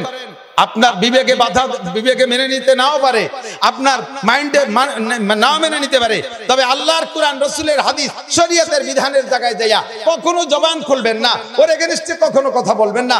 কোরআনে জামানায় চলে না, কোরআনেও সমস্যা আছে। কইছেন এক দরবেশ, আর কোরআনে সমস্যা আছে না তোর সমস্যা আছে, জায়গায় বসে দেখ। সারা জীবন ধরে যদি বলছি যে চাচা মন্ত্রী মহোদয়, রমজান মাসে মসজিদে ইতিকাফ করার লোক পাওয়া যাচ্ছে না, এবার আপনারা মন্ত্রী কয়জন ইতিকাফে বসেন। এ যদি কোনো মসজিদের হুজুর কইছে তাহলে হুজুরি চাকরি থাকছে? ননসেন্স মৌলবি, কমন সেন্স বলতে কিছু নাই। হ্যাঁ, আমি যদি মন্ত্রী যদি আজকে ইতিকাফে বসি রমজানে, আমার উম্মতের কি উপায় হবে? চেয়ারম্যান বসবে না উম্মতের চিন্তে, মেম্বার ইতিকাফে বসবে না উম্মতের চিন্তে, উপজেলা চেয়ারম্যান ইতিকাফে বসবে না উম্মতের চিন্তে, এমপি বসবে না তার সিটের চিন্তে, মন্ত্রী বসবে না মন্ত্রণালয়ের চিন্তে, শিল্পপতি, রাষ্ট্রপতি, ভগ্নিপতি, দুলুভাই একটাও বসবে না ইতিকাফে, যার যার জায়গার চিন্তে। আল্লাহ তাআলা কয় ইতিকাফে বসায় দেব রমজানের 6 মাস আগে, ধরে ধরে জেলখানে ইতিকাফে বসায় দিচ্ছে। কতক্ষণ ঠিক ঠিক না? আরে একদলে বসাই দিয়ে তোমরা বাইরেতে খুশিতে চেদরাইও না। ওই আল্লাহ সেই আল্লাহ যে আল্লাহ ওকে বসাইছে আবার আমারও বসাতে পারে। কতক্ষণ খালি এক সাইডে ব্যঙ্গ ঠাট্টা করবো। ফাতাবিরু ইয়া উলিল আবসার, আর একজনের বিপদ দেখে নিজে শিক্ষা গ্রহণ করো, শিক্ষা গ্রহণ করো। বেশি লাফাইও না, বেশি দাঙ্গা হাঙ্গামা করো না, লুটতারাজ বেশি করো না। যেই হাতে লুট করছো ওই হাতের মালিক তুমি না, প্যারালাইসিস করাই দিতে পারে কি পারে না আল্লাহ? যেই জায়গা তুমি দখল করেছো আল্লাহ পাক তোমার হাত থেকে ছুটাইয়ে তোমাকে কান ধরে রমজানের ইতিকাফে বসাই দিতে পারে। পারে পারে সাবধান সতর্ক থাকবো, তাহলে আমাদের শরীয়তের বিধান মানবো। সবগুলো নামাজের চাইতে জরুরি যে বিষয়টা আমি প্রমাণ করলাম, এর মানে এটা নয় যে ওই নামাজ আর কোনোদিন পড়া লাগে নাই। হুজুর বড় আফসোস করছেন, কাফেররা ধ্বংস অনিবার্য, যে তারা আমাদের উপর আক্রমণ করার কারণে আক্রমণের সিদ্ধান্ত আমাদের সাথে লড়াই করবে, আমাদেরকে শেষ করবে। যার কারণে আমি বাঁচতে জন্য 4টি ওয়াক্ত নামাজ আমার পড়তে সময় মতো পারলাম না। আল্লাহ পাক তাদেরকে ধ্বংস করবে। আল্লাহ তাআলা ধ্বংস করিয়ে দিয়েছে। ও খন্দকের যুদ্ধ কাফেররা পরাজিত হয়েছে, ওহুদের যুদ্ধে পরাজিত। নবী পাক 27টি যুদ্ধের নেতৃত্ব দিয়েছেন নিজের জীবদ্দশায়। একটা যুদ্ধ হুজুর পরাজিত হন নাই। ওহুদের যুদ্ধে সামান্য একটু পা পিছলে গেছে, এরপরে আবার মুসলমানদের জয়ই হয়ে গেছে। কথা বলুন ঠিক কি ঠিক না? আরেকটা বিষয়, এই জন্য জিহাদের আলোচনা হয়েছে কোরআন শরীফের ভিতরে 682 বার। নামাজ শুধু 82 বার, আর জিহাদ 682 বার। আরো ভেরি ভেরি ইম্পর্টেন্ট আরেকটা বিষয় খুব জরুরি, এইটা বিষয় নিয়ে আল্লাহ তাআলা 62 বার আলোচনা করেছেন। 62 বার। কয়বার? সেটা হলো তাকওয়া। বলেন কি নাম? তাকওয়া। বুঝেন, তাকওয়া মানে ভয়। অনেক ব্যাখ্যা বুক্কর সংক্ষিপ্ত তর্জমা হলো ভয়। কার ভয়? হাসিনের ভয়, খালেদার ভয়, ইউনুস কাকার ভয়, এরশাদ চাচার ভয়, আর্মির ভয়, র্যাবের ভয়, এই কথা কয় না কে, সমন্বয়কদের ভয়? কোনো ভয় না। ভয় কার? আরে এদের ভয় সাময়িক, মারিয়ে ফেলার পরে আর কিসির ভয়? বাঘরে ভয় পায়, ধরে ছিঁড়ে মুড়িয়ে খেয়ে ফেলবে। খাওয়া হয়ে যাওয়ার পরে আর তো বাঘরে ভয় করা লাগতেছে না। সাপরে ভয় পায়, ঠোক দেবে, কামড় দেবে, পড়ে যাবো, মরে যাবো, মরার পরে আর ভয় নাই। আগুনরে ভয় পায়, পোড়ায় মেরে ফেলবে, মরার পরে আর ভয় নাই। বাপরে ভয় পায়, থাপ্পড় দেবে, বাড়ে মেরে ফেলবে, মরার পরে ভয় নাই। জজরে ভয় পায়, ফাঁসি দেবে, মরে যাবো, মরার পরে ভয় নাই। কিন্তু আল্লাহ এমন জাত, যার ভয় দুনিয়া ও আখিরাতে, তার ভয়ের পরে শেষ নাই। কথা বলেন ঠিক ঠিক না? যার ভয় স্থায়ী ভয়। আল্লাহ পাক তার নিজেই বলেন, ইয়া আইয়ুহাল্লাযীনা আমানুত্তাকুল্লাহ, হে আমার অন্ধ জগতের অটল বিশ্বাসী পাগলরা। ইয়া আইয়ুহাল্লাযীনা আমানুর মানে অন্ধ জগতের অটল, খেয়াল করে না, অন্ধ জগতের অটল বিশ্বাসী পাগল আপনারা। আপনাদেরকে এই পাগল মানে ল্যাংটা হয়ে বাজার দিয়ে ঘুরে বেড়ানো পাগল না, মহাব্বতের পাগল। কথা কন। ছেলে এত বড় শৈল মাছেরটা ধরিয়ে নিয়েছে, ভিটি থামাতে, আরে হারামজাদা পাগল, এ বালি কোন জায়গা? কি কইছেন জানেন? ছেলে এত বড় শৈল মাছ নিয়েছে, আপনি খুশি না বেজার? খুশি হইয়া ছেলে যে কইছেন জারুর বাচ্চা, ফার্সিতি কইছেন হারামজাদা। হারামজাদার মানে হলো জারজ সন্তান। কি আসলে কি জারজ সন্তান? এটা আমাকে খুশির গালি, তবে হারাম বলা জায়েজ নাই। ইসলামী স্টেট হলে সন্তানদের যদি বাপে হারামজাদা বলে গালি দেয়, আর ছেলে যদি বাপের নামে মামলা দেয়, স্যার আমার আব্বা আমারে হারামজাদা বলছে, বিচার চাই, তখন ওই বাপ কোর্টে যাইয়া জবাব দেয়া লাগবে, কেন তুমি সন্তানরে হারামজাদা বলছো? এই হারামজাদা বলার তর্জমা কি জানেন? তার মানে তোমার স্ত্রীর নামে তুমি জেনার অপবাদ দিছো, এইটা তোমার অবৈধ সন্তান, তাই তুমি বলছো। তাতে প্রমাণ করছে যে তুমি তোমার স্ত্রীকে অপবাদ দিছো। তোমার স্ত্রী আর এক জায়গায় জেনা করে গর্ভধারণ করে এই সন্তান জন্ম দিচ্ছে, এই জন্য এটা হারামজাদা, তুমি তার হারামজাদা কইছো। এবার বলো তোমার স্ত্রী কার সাথে অন্যায় করছে? 4 জন সাক্ষী আনো। 4 জন সাক্ষী যদি স্ত্রীর এগেনস্টে পেশ আপনি করতে না পারেন, সামানিনা জালদা, পিঠি তেল মাখায় মাখায় রেডি হবেন, 80 জুতোর বাড়ি, 80 চাবুক খাইয়ে আসতে হবে।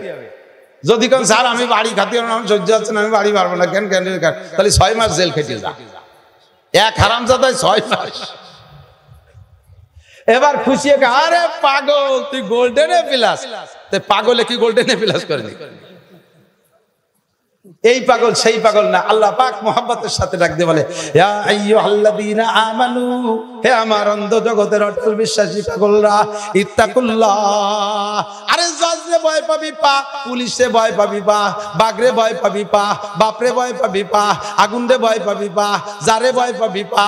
ওই ভয়ের একটা লিমিট আছে, ভয়ের একটা সীমারেখা আছে, মরণ পর্যন্ত শেষ।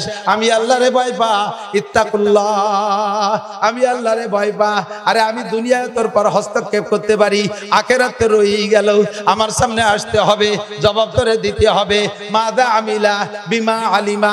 2.5 ঘন্টা মাওলানা নাসিরের বয়ান শুনলি, এর আগের হুজুরের বয়ান শুনলি, জীবন ভরে কতটা শুনলি, আমল করছিস কতটুকু কইয়া যা। নামাজের কথা শুনছিস, পড়িস নাই কেন? রোজার কথা শুনেছিস, আদব রাখিস নাই কেন? হজের কথা শুনেছিস, আদায় করিস নাই কেন? যাকাতের কথা শুনেছিস, আমল করিস নাই কেন? পর্দার কথা শুনেছিস, আমল করিস নাই কেন? দাড়ির কথা শুনেছিস, রাখিস নাই কেন? আরে সুন্নতের কথা শুনছিস, আদায় করিস নাই কেন?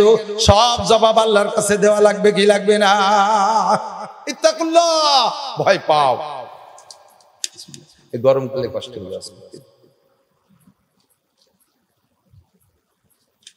আল্লাহ, ও যুবক 40-এর কম বয়স যাদের, আমি তাদের সাথে একটু বেয়াদবি করবো। বেয়াদবি না, আমার বয়স তো 50-এর বেশি, তারা আমার ছোট, আমি তাদের আদেশ করতে পারি।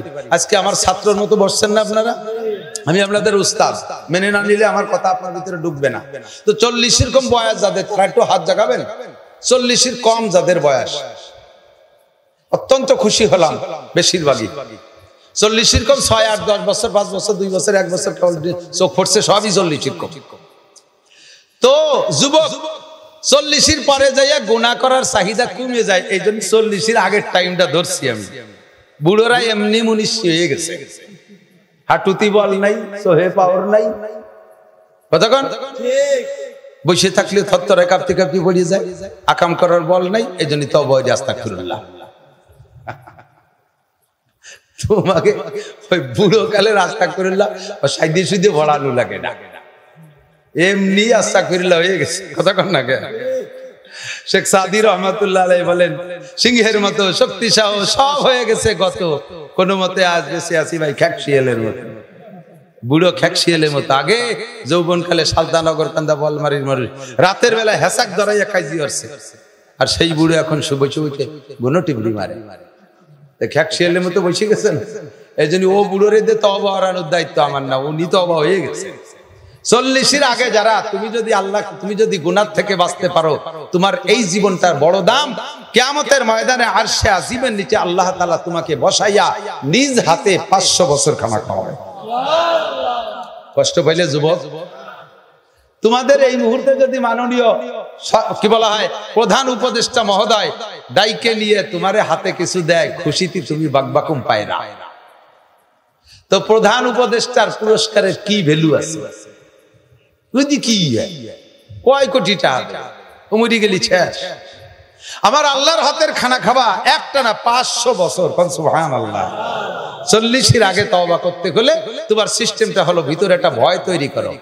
বাড়ির কাছে রোজ বাড়ির তারে করে যাই, এই ফরিদপুর শহরে ওই পাশে ওটা তাম্বুলখানা না কি কয়, ওই পাশে একটা আসছিলাম মাহফিলে, বছর 2-3 আগে আসছি তো সব জায়গায়। তো ওই মাহফিলে, ওখানে আসলে মাহফিলে আমার খেদমতে একটা যুবক পরিবেশন করতেছে, কে কোন জায়গার তার ঠিকানা আমি শুনি না, নাম আমার মনে নাই। ওই যুবক পাগড়ি পরা, জুব্ব গায়ে, ফিসফিসে পাতলা দাড়ি, আমি মনে করছি খাবাসপুর মাদ্রাসার ছাত্র হবে। সবকিছু শেষে যখন বিদায় নিচ্ছি, ছেলেটা বলতেছে, হুজুর আমার তো একটু জিজ্ঞেস করলেন আমি কেডা? কয় যে আমি রাজেন্দ্র কলেজের ছাত্র। আমি সাধ্য অনুযায়ী সুন্নতের পাবন্দি করার চেষ্টা করি। তো যাওয়ার আগে আমার রুমে একটু কদম দিয়ে একটু বরকত দিয়ে যাবেন। যত এত খেদমত করলো, মোহাব্বতের সাথে চাইলো, চলো যাই। আমার যাওয়ার পথে বলে, জি আপনি যান। যাওয়ার পথে গাড়িতে উঠার একটু আগে তার রুমটা, রুমের মধ্যে ঢুকে দেখি ছাদে আর ওয়ালে লেখা আল্লাহ দেখে। ছাদে লেখা আল্লাহ দেখে, এ ওয়ালে ও ওয়ালে সব ওয়ালে লেখা আল্লাহ দেখে, বাংলায় লিখে দিয়েছে। আমি তুই কি লেখছ? এ তো কোনো জায়গা আমি দেখিনি। কয় যে হুজুর একা এক রুমে থাকি, যুবক মানুষ, গুনাহ করার বহুত পথ আছে, এখানে অনেক সিস্টেম আছে। তো যখনই গুনার কামড় দেয়, আমি যে কোনো একটা ওয়ালের দিকে তাকাইলে দেখি আমার লেখা আল্লাহ দেখে। ওই শব্দটা চোখে পড়ার সাথে সাথে আমার ভিতরে আতঙ্ক সৃষ্টি হয়। আর আমি কি গুনাহ করবো? ওই তো আল্লাহ দেখে। আল্লাহর সামনে আমি কিভাবে গুনাহ করবো? আমি আশ্চর্য হয়ে গেলাম। জীবন ভরে ইত্তাকুল্লাহর ওয়াজ করি, ওর কাছ থেকে আমি ওয়াজ ফিরে প্র্যাকটিক্যালে শিখছি। রাত্রে শুয়ে খাটে শুয়ে আমার গুনার কল্পনা আসতে পারে, ছাদের দিক তাকায় দেখি আল্লাহ দেখে। তাহলে আমি কিভাবে, আল্লাহ যখন দেখে আমি তার সামনে কিভাবে গুনাহ করব? যে ওয়ালের দিক তাকাই ওই ওয়ালের থেকে আল্লাহ দেখে, ছাদের দিকে তাকাই আল্লাহ দেখে। ওমাইয়াত্তাকিল্লাহ ইয়াজআল লাহু মাখরাজা। আরে তুমি যে ব্যক্তি, আল্লাহ পাক রব্বুল আলামিন বলেন বান্দা তুমি আমারে ভয় পাও, এই ভয়েরও বিনিময় দেব তোমারে। নামাজের যেমন বিনিময় দেই, রোজার যেমন বিনিময় দেই, হজের বিনিময় দুনিয়ায় দেই, আরে যাকাতের বিনিময় দুনিয়ায় দেই। আমারে ভয় পাই এর একটা বিনিময় আছে, এর বিনিময় হলো ওমাইয়াত্তাকিল্লাহ ইয়াজআল লাহু মাখরাজা। যে আল্লাহকে ভয় পায় আল্লাহ তাকে যে কোনো বিপদ থেকে মুক্তির ব্যবস্থা করিয়া দেয়। ও আমার বাংলাদেশের বিপদগ্রস্ত নেতারা, ওই যে যে জায়গা আছে ওই জায়গায় বসা প্ল্যান প্রোগ্রাম অন্যরকম বাদ দাও। আল্লাহর কথা কয় না, কোনো মতে খালি একটু বেরোতি পারলিয়ায় দেখায় ছাড়িয়ে দেবো, ওনরা নিজেরা দেখায় ছাড়িয়ে দেবে। এই যদি প্ল্যান থাকে কোনোদিন বেরোইতে পারবা না। ভরসা করো আল্লাহর পর। ওমাইয়াত্তাকিল্লাহ ইয়াজআল লাহু মাখরাজা ওয়া ইয়ারযুকহু মিন হাইসু লা ইয়াহতাসিব। যে আল্লাহ পাকের উপরে ভরসা করে জেলখানা থেকে বেরোইতে পারে কে? আরে কথা কয় না কে? কত জেলখানা ছিল, কত মানুষ আল্লাহ বের করে দিছে, আবার তোমারও বের করে দিতে পারে। ওর মধ্যে থেকে আল্লাহর ভয় অন্তরে রাখো।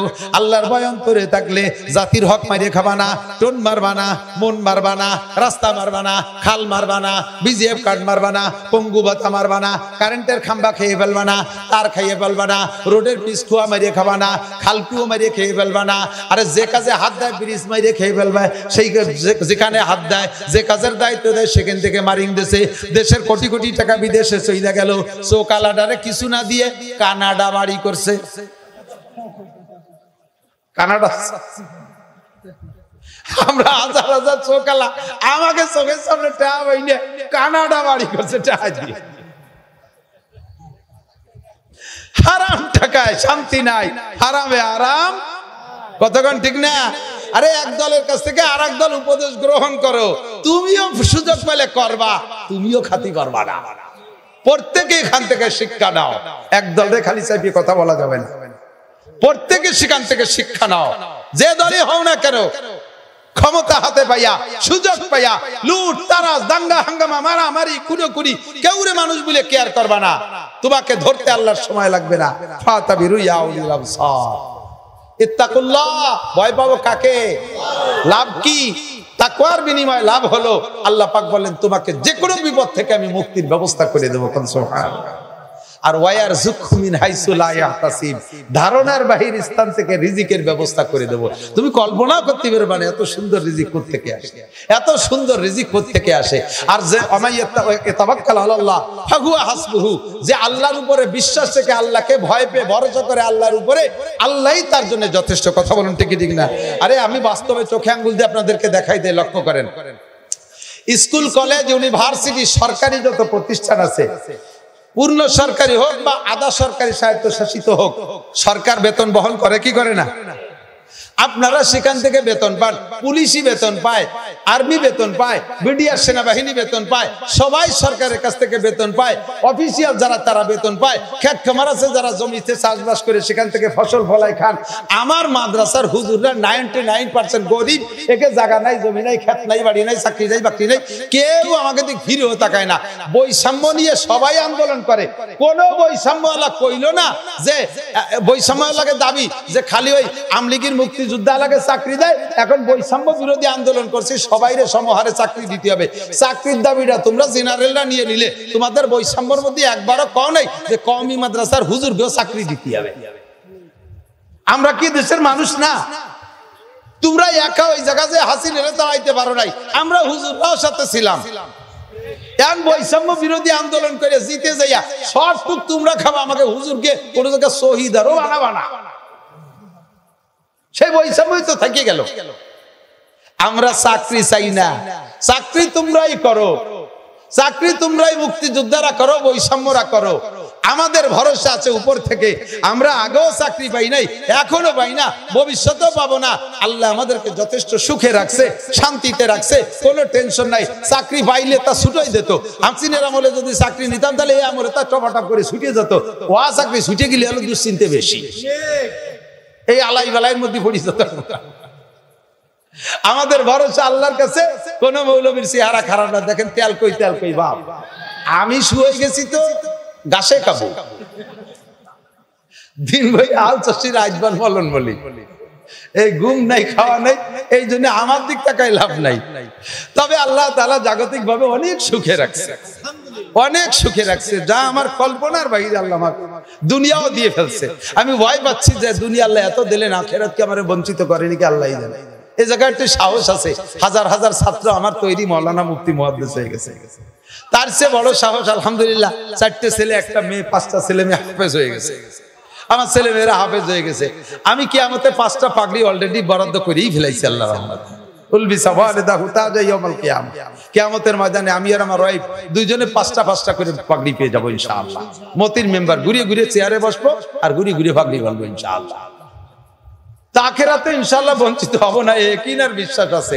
আল্লাহ পাক উলামায়ে কিরামকে চাকরি বাকরি খেত খামার ছাড়া দেখেন এত তাড়াতাড়ি 1.5 বছর 2 বছরের ভিতরে কি সুন্দর ঘর বানাইছে। একটা স্কুল এমপিও ভুক্ত করার জন্য কয় বছর পর্যন্ত শিক্ষা ভবনে যাইয়া ভাষা ঘষতি ওই জায়গায় দুগলো চামড়া চুরি বেলাই দিচ্ছে। মাস্টারের ভাষার প্যান্টে তালি দেওয়া হয়ে গেছে। এত ভাষা ছেড়ে কি জন্য? শিক্ষা ভবনের সামনে যে ঘষাঘষি হচ্ছে, তারপরেও তার সে এমপিও ভুক্ত হয় না। সে স্কুলের বেড়া নাই, ইয়া নাই, ওয়া নাই, পায়খানার মধ্যে গাদা মারি এগিয়ে ধুয়েছে কিনা তার। আর আমার বাথরুম গুলো যে দেখেন দি, ওর মধ্যে বসে খাবারও খাওয়া যায়, ওর মধ্যে বসে খানাও খাওয়া যায়, বিলকুল কোনো গন্ধ নেই। জান্নাতের সকল মাদ্রাসায় ভরসা মাত্র আল্লাহর উপরে। ওমাই ইয়াত্তাকিল্লাহ ইয়াজআল লাহু মাখরাজা। এত বড় মসজিদে যায় না যে পিলার খাড়া হয়ে তুইছে, এ হয়েই যাবে ইনশাআল্লাহ। কথা বলেন ঠিক না? আল্লাহ কবুল করুক, বলেন আমিন। তো আপনিও যদি আল্লাহর ভয় অন্তরে রাখেন, আল্লাহর পর ভরসা রাখেন, আল্লাহ আপনাকে বিপদ থেকে মুক্তি দেবে, আল্লাহ আপনাকে রিজিকের ব্যবস্থা করবে। আর আরেকটা পুরস্কার, দিক থেকে তাকওয়ার আরেকটা পুরস্কার একটু গান, সবচেয়ে আর একটু সবচেয়ে বলেন, সবচেয়ে তোমাদের মধ্যে সবচেয়ে কে? যিনি প্রধান উপদেষ্টা, এলি কথা কয়, যিনি প্রধানমন্ত্রী, যিনি স্বরাষ্ট্রমন্ত্রী, যিনি দলের সাধারণ সম্পাদক, কোথায় হারিয়ে গেছে, খুঁজে পাওয়া যাচ্ছে না। সম্মানী, ওর মধ্যে কোনো সম্মানই নাই। ইদানিং আমি বহুত অফার পাচ্ছি, বিভিন্ন দলের থেকে অফার পাচ্ছি, সামনে সম্ভাবনা। আমি বলছি আমি ওর মধ্যে যাবই না। আমি বিলাং ফায়ার মারতেছি, আমার ভোটারের অভাব নাই। আমি এর চাইতে ভালো করে পদের আশা করি না। 10 দিন সুখে থাকবো আর 10 বছর ফলাই বেড়াবো, ওই আক্রমণের মধ্যে আমি যেতে পারবো না। আমি যে জায়গা আছে এই জায়গায় থাকতে চাই। আপনারা কি বলেন, একমত আছেন না? আর ওই যে এমপি মন্ত্রী ওই জায়গা গেলাম, পরে আপনারা আমার ভাগে পাবেন না, ওই দিয়ে আমার দরকার। আমি এই মার্চে শেখাবো ইনশাআল্লাহ। তো দোস্ত, আল্লাহ কয় ইন্না আক্রামাকুম ইনদাল্লাহি আতকাকুম, তোমাদের মধ্যে সবচেয়ে সম্মানী ওই ব্যক্তি যার ভিতরে আল্লাহর ভয় বেশি। যে মুত্তাকিন পরহেজগার বেশি, সে সবচেয়ে সম্মানী।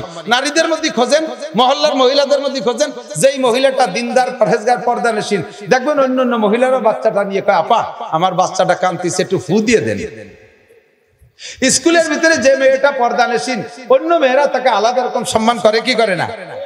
স্কুলের মধ্যে যে ছেলেটা নামাজি দিনদার, সব ছেলেরা উস্তাদরা পর্যন্ত তাকে একটু ভিন্ন নজরে দেখে। অফিসের মধ্যে যে অফিসার মুত্তাকিন পরহেজগার, অন্য অফিসাররা বিড়ি সিগারেট খাইতে গেল দেখেন সম্মান কাকে বলে। আরে কিছুক্ষণের সম্মানের কোনো ভ্যালু আছে নাকি? 5 বছর সম্মান পাইছো, দেশের অনেক কিছু ভিআইপি প্রোটেকশন নিয়ে চলাফেরা করছো, লাস্টে যে কোন জায়গায় সেটি হিসাব আছে? ওই সম্মানের কোনো দাম নাই। আর যেই সম্মান আব্দুল গফফার সাহেব পেয়েছে, এটা কিয়ামত পর্যন্ত চলবে। যেই সম্মানে আকরাম আলী সাহেব পেয়েছে, এটা চলতেই থাকবে, এ কেড়ে নিতে পারবে না। ইসমাত আলী কাসেমি পাইছে, এই সম্মান চলতেই থাকবে। সরমুনার বিশ্বাস পাইছে তাকওয়ার বদৌলতে, আহমদ শফি সাহেব পাইছে তাকওয়ার বদৌলতে, নবী রাসূলরা পাইছে তাকওয়ার বদৌলতে। এই সম্মানটা আপনি অর্জন করেন, আপনিও যদি মুত্তাকিন হন, আল্লাহর কাছে, দুনিয়ার কাছে, মানুষের কাছে সম্মানী হতে পারবেন। তো আমরা আল্লাহকে ভয় করব তো ভাই? আল্লাহর ভয় আছে? যেই লোকটার ভিতরে আল্লাহর ভয় আছে, আজকে আমি একটু ট্রাই করব, আমি মুনাজাত করার আগে আশা করি ওই লোকটা উঠবে না। একান্ত প্রয়োজন তো বলেই নিছি, পেশাব পায়খানার সমস্যা আসলে 1 আঙ্গুল 2 আঙ্গুল দেখাবেন। মিথ্যে কথা কয় 2 আঙ্গুল দেখাবেন, ডায়রি হতে পারে। আল্লাহ মাফ করুক, বলেন আমিন। মিথ্যে কথা কয়ে 1 আঙ্গুল দেয় চলে যাবেন ফাঁকি দিয়ে, ডায়াবেটিস হতে পারে। আল্লাহ হেফাজত করুক, আমিন। অন্য দিক যাবো না, আর কথা বলবো না। যে কোনো সময় বৃষ্টি বাদল এসে বসতে পারে, মেয়েকে বেশকি মারতেছে। যুবকরা যারা মাদ্রাসার পক্ষে, মসজিদের পক্ষে, মুরব্বীরা একজন মানুষও লড়বেন না। আমি কালেকশন পারি না, মোটা কালেকশন দিয়ে ফেলাইছেন। আমি শুধু একটা কথা বলতে চাই, হ্যাঁ দিক তাকান, দুনিয়ায় বসে আখেরাতের যেটাকে বিশ্বাস করবেন, বোঝেন এই কথা। মজার একটা গল্প, দুনিয়ায় বসে আখেরাত সম্পর্কে বলবো, জান্নাত আছে? কথা কয় না। হুর পাবেন 80, কি বলে, খাদেম পাবেন 80,000, পাবেন না? সুবহানাল্লাহ, সুবহানাল্লাহ কইলেন। অত কয়টা দিয়ে কি হবে? আরো লাগবে। বউ পাবেন 72টা, পিছনে কয়জনের কম পড়ে গেছে না? তোমাকে ভয়তে আত্মা কালাই গেছে। যখন হারবাল ওষুধ আছে নাকি এত বউ? কোন সমস্যা? 72 বউ কম না বেশি? বেশি না কম? সবচেয়ে প্রথম দিন, এরপরে প্রত্যেক মাসে 1000 করে বিয়ে করবেন। আরে সুবহানাল্লাহ, নাই মোটে বিশ্বাস হচ্ছে না। এর আল্লাহর কি দিয়ে পাবেন? মিয়ার কি দিয়ে পাবো আমি বুঝতে পারি। আল্লাহর কি দিয়ে পাবেন যদি জান্নাতি হন? মাসে একটা বউ বাজার মেলবে, ওই বউ বাজারে যাইয়া আপনি শুধু বউ কিনে নিয়ে আসবেন, সাইডে নাও লাগবে না, টাকা তো আমি পাঠাই দিছি। একবার সুবহানাল্লাহ বলছি, বস্তা ভরে টাকা পাঠাই দিছি। একবার আল্লাহ কইছি, 4000 টাকা পাঠাই দিছি। একবার লা ইলাহা ইল্লাল্লাহ কইছি, 4000 টাকা পাঠাই দিছি। একবার কুরআন সূরা পড়ছি, 10 পারা কোরআন শরীফের টাকা পাঠাই দিছি। টাকা সব এখন পাঠাই দিছি, ওর পাশে সব মাল রেডি হয়ে যাচ্ছে। সুবহানাল্লাহ, রেডি আছেন তো ইনশাআল্লাহ? তো আখিরাতের যেই জিনিসটা এখন এদিক বলবো, ওইটা যদি বিশ্বাস করেন হুবহু পাবেন। আর ওইটা যদি এখন বিশ্বাস না করে দেখি তো যাইয়ে দেই আছে না না আছে, থাকলি পরে দেখবেন, খালি ভাবেন। মজার গল্প শুনছেন আমাদের কাছ থেকে, আবারও বলি এসে গেছে। বাহলুলের গল্প শুনছেন না? বাচ্চা হারুনুর রশিদ, বাচ্চা হারুনুর রশিদও বুজুর্গ বাচ্চা, মুসলিম দেশের বাচ্চা, ওই দেশের কেন্দ্রীয় জামে মসজিদ, রাষ্ট্রীয় মসজিদের ইমাম আর খতিব হওয়ার যোগ্য হতে হবে। যেমন আমাদের বাংলাদেশের জাতীয় মসজিদ কোনটা? বাইতুল মুকাররম, তাই না? এই জায়গায় ইমামকে নিয়ে কত জয় ঝামেলা চলতেছে না? কোনো ঝামেলা থাকবে না যদি শুধু ইনুস মিয়া জুমুন নামাজ পড়ায় দেয়। আরে অধিকারও ওনার, উনি পড়াবে, দায়িত্ব ওনার। উনি পড়ালি রুহুল আমিন সাহেবটা কেউ আমরা যাই দেবো না। তো মুসলিম বাচ্চা হারুনুর রশিদ জাতীয় মসজিদের ইমাম ও খতিব, বহুত বড় বুজুর্গ, বড় আলেম। তৎকালীন এক পাগলের নাম বাহলুল, বাহলুলও বড় আলেম, কিন্তু আল্লাহর পাগলে এর ধ্যান হয়ে গেছে।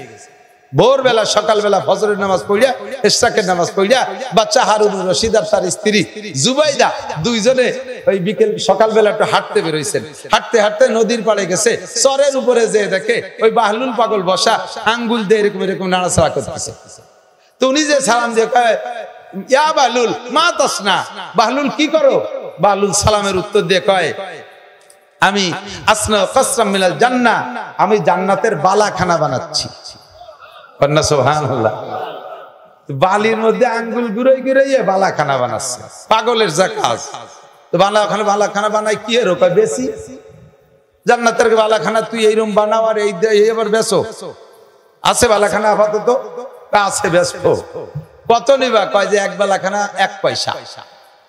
বাচ্চা হারুনুর রশিদ মনে করছে ও পাগল মানুষ, ওর হয়তো একটা পয়সার দরকার নাকি, তাই তুই এমনি নিলি নে, 1 পয়সায় বালাখানা বিক্রি। তুই বালাখানা চেনো? জান্নাতের বালাখানা লাবিনাতু মিন ফিদ্দা লাবিনাতু মিন যাহাব, একটা ইট স্বর্ণের, একটা ইট রূপোয় দিয়ে বানানো, মেশক আর জাফরানের গাঁথনি। তুই সেই বালাখানা 1 পয়সায় বেচিস?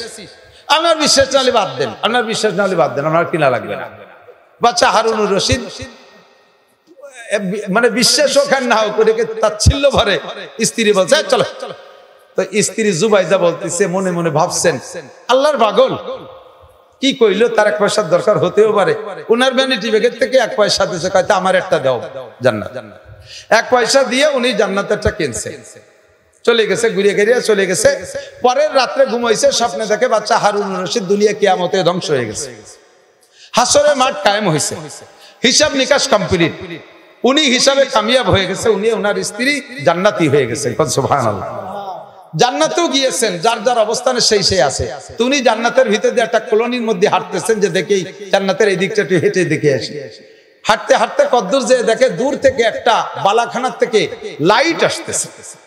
বিরাট একটা বিল্ডিং, উনি ওইটার আলোর চমকে তার কাছে গেছে, দেখি কি এত সুন্দর, সবই তো ভালো, তার মধ্যে ওইটা একটু ব্যতিক্রম কেন? কাছে যে দেখে সেই বিল্ডিং, গেটে লোক দাঁড়ানো, সালাম দিয়ে কয় মান আনতুম, তোমরা কারা? নাহনু হেরাস, আমরা পাহারাদারের গেটের দারোয়ান।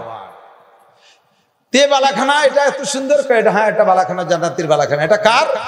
কয় যে গেটে লেখা আছে, দেখেন গেটে লেখা, দেখে লি জুবাইদাতা, এটা জুবাইদার বালাখানা।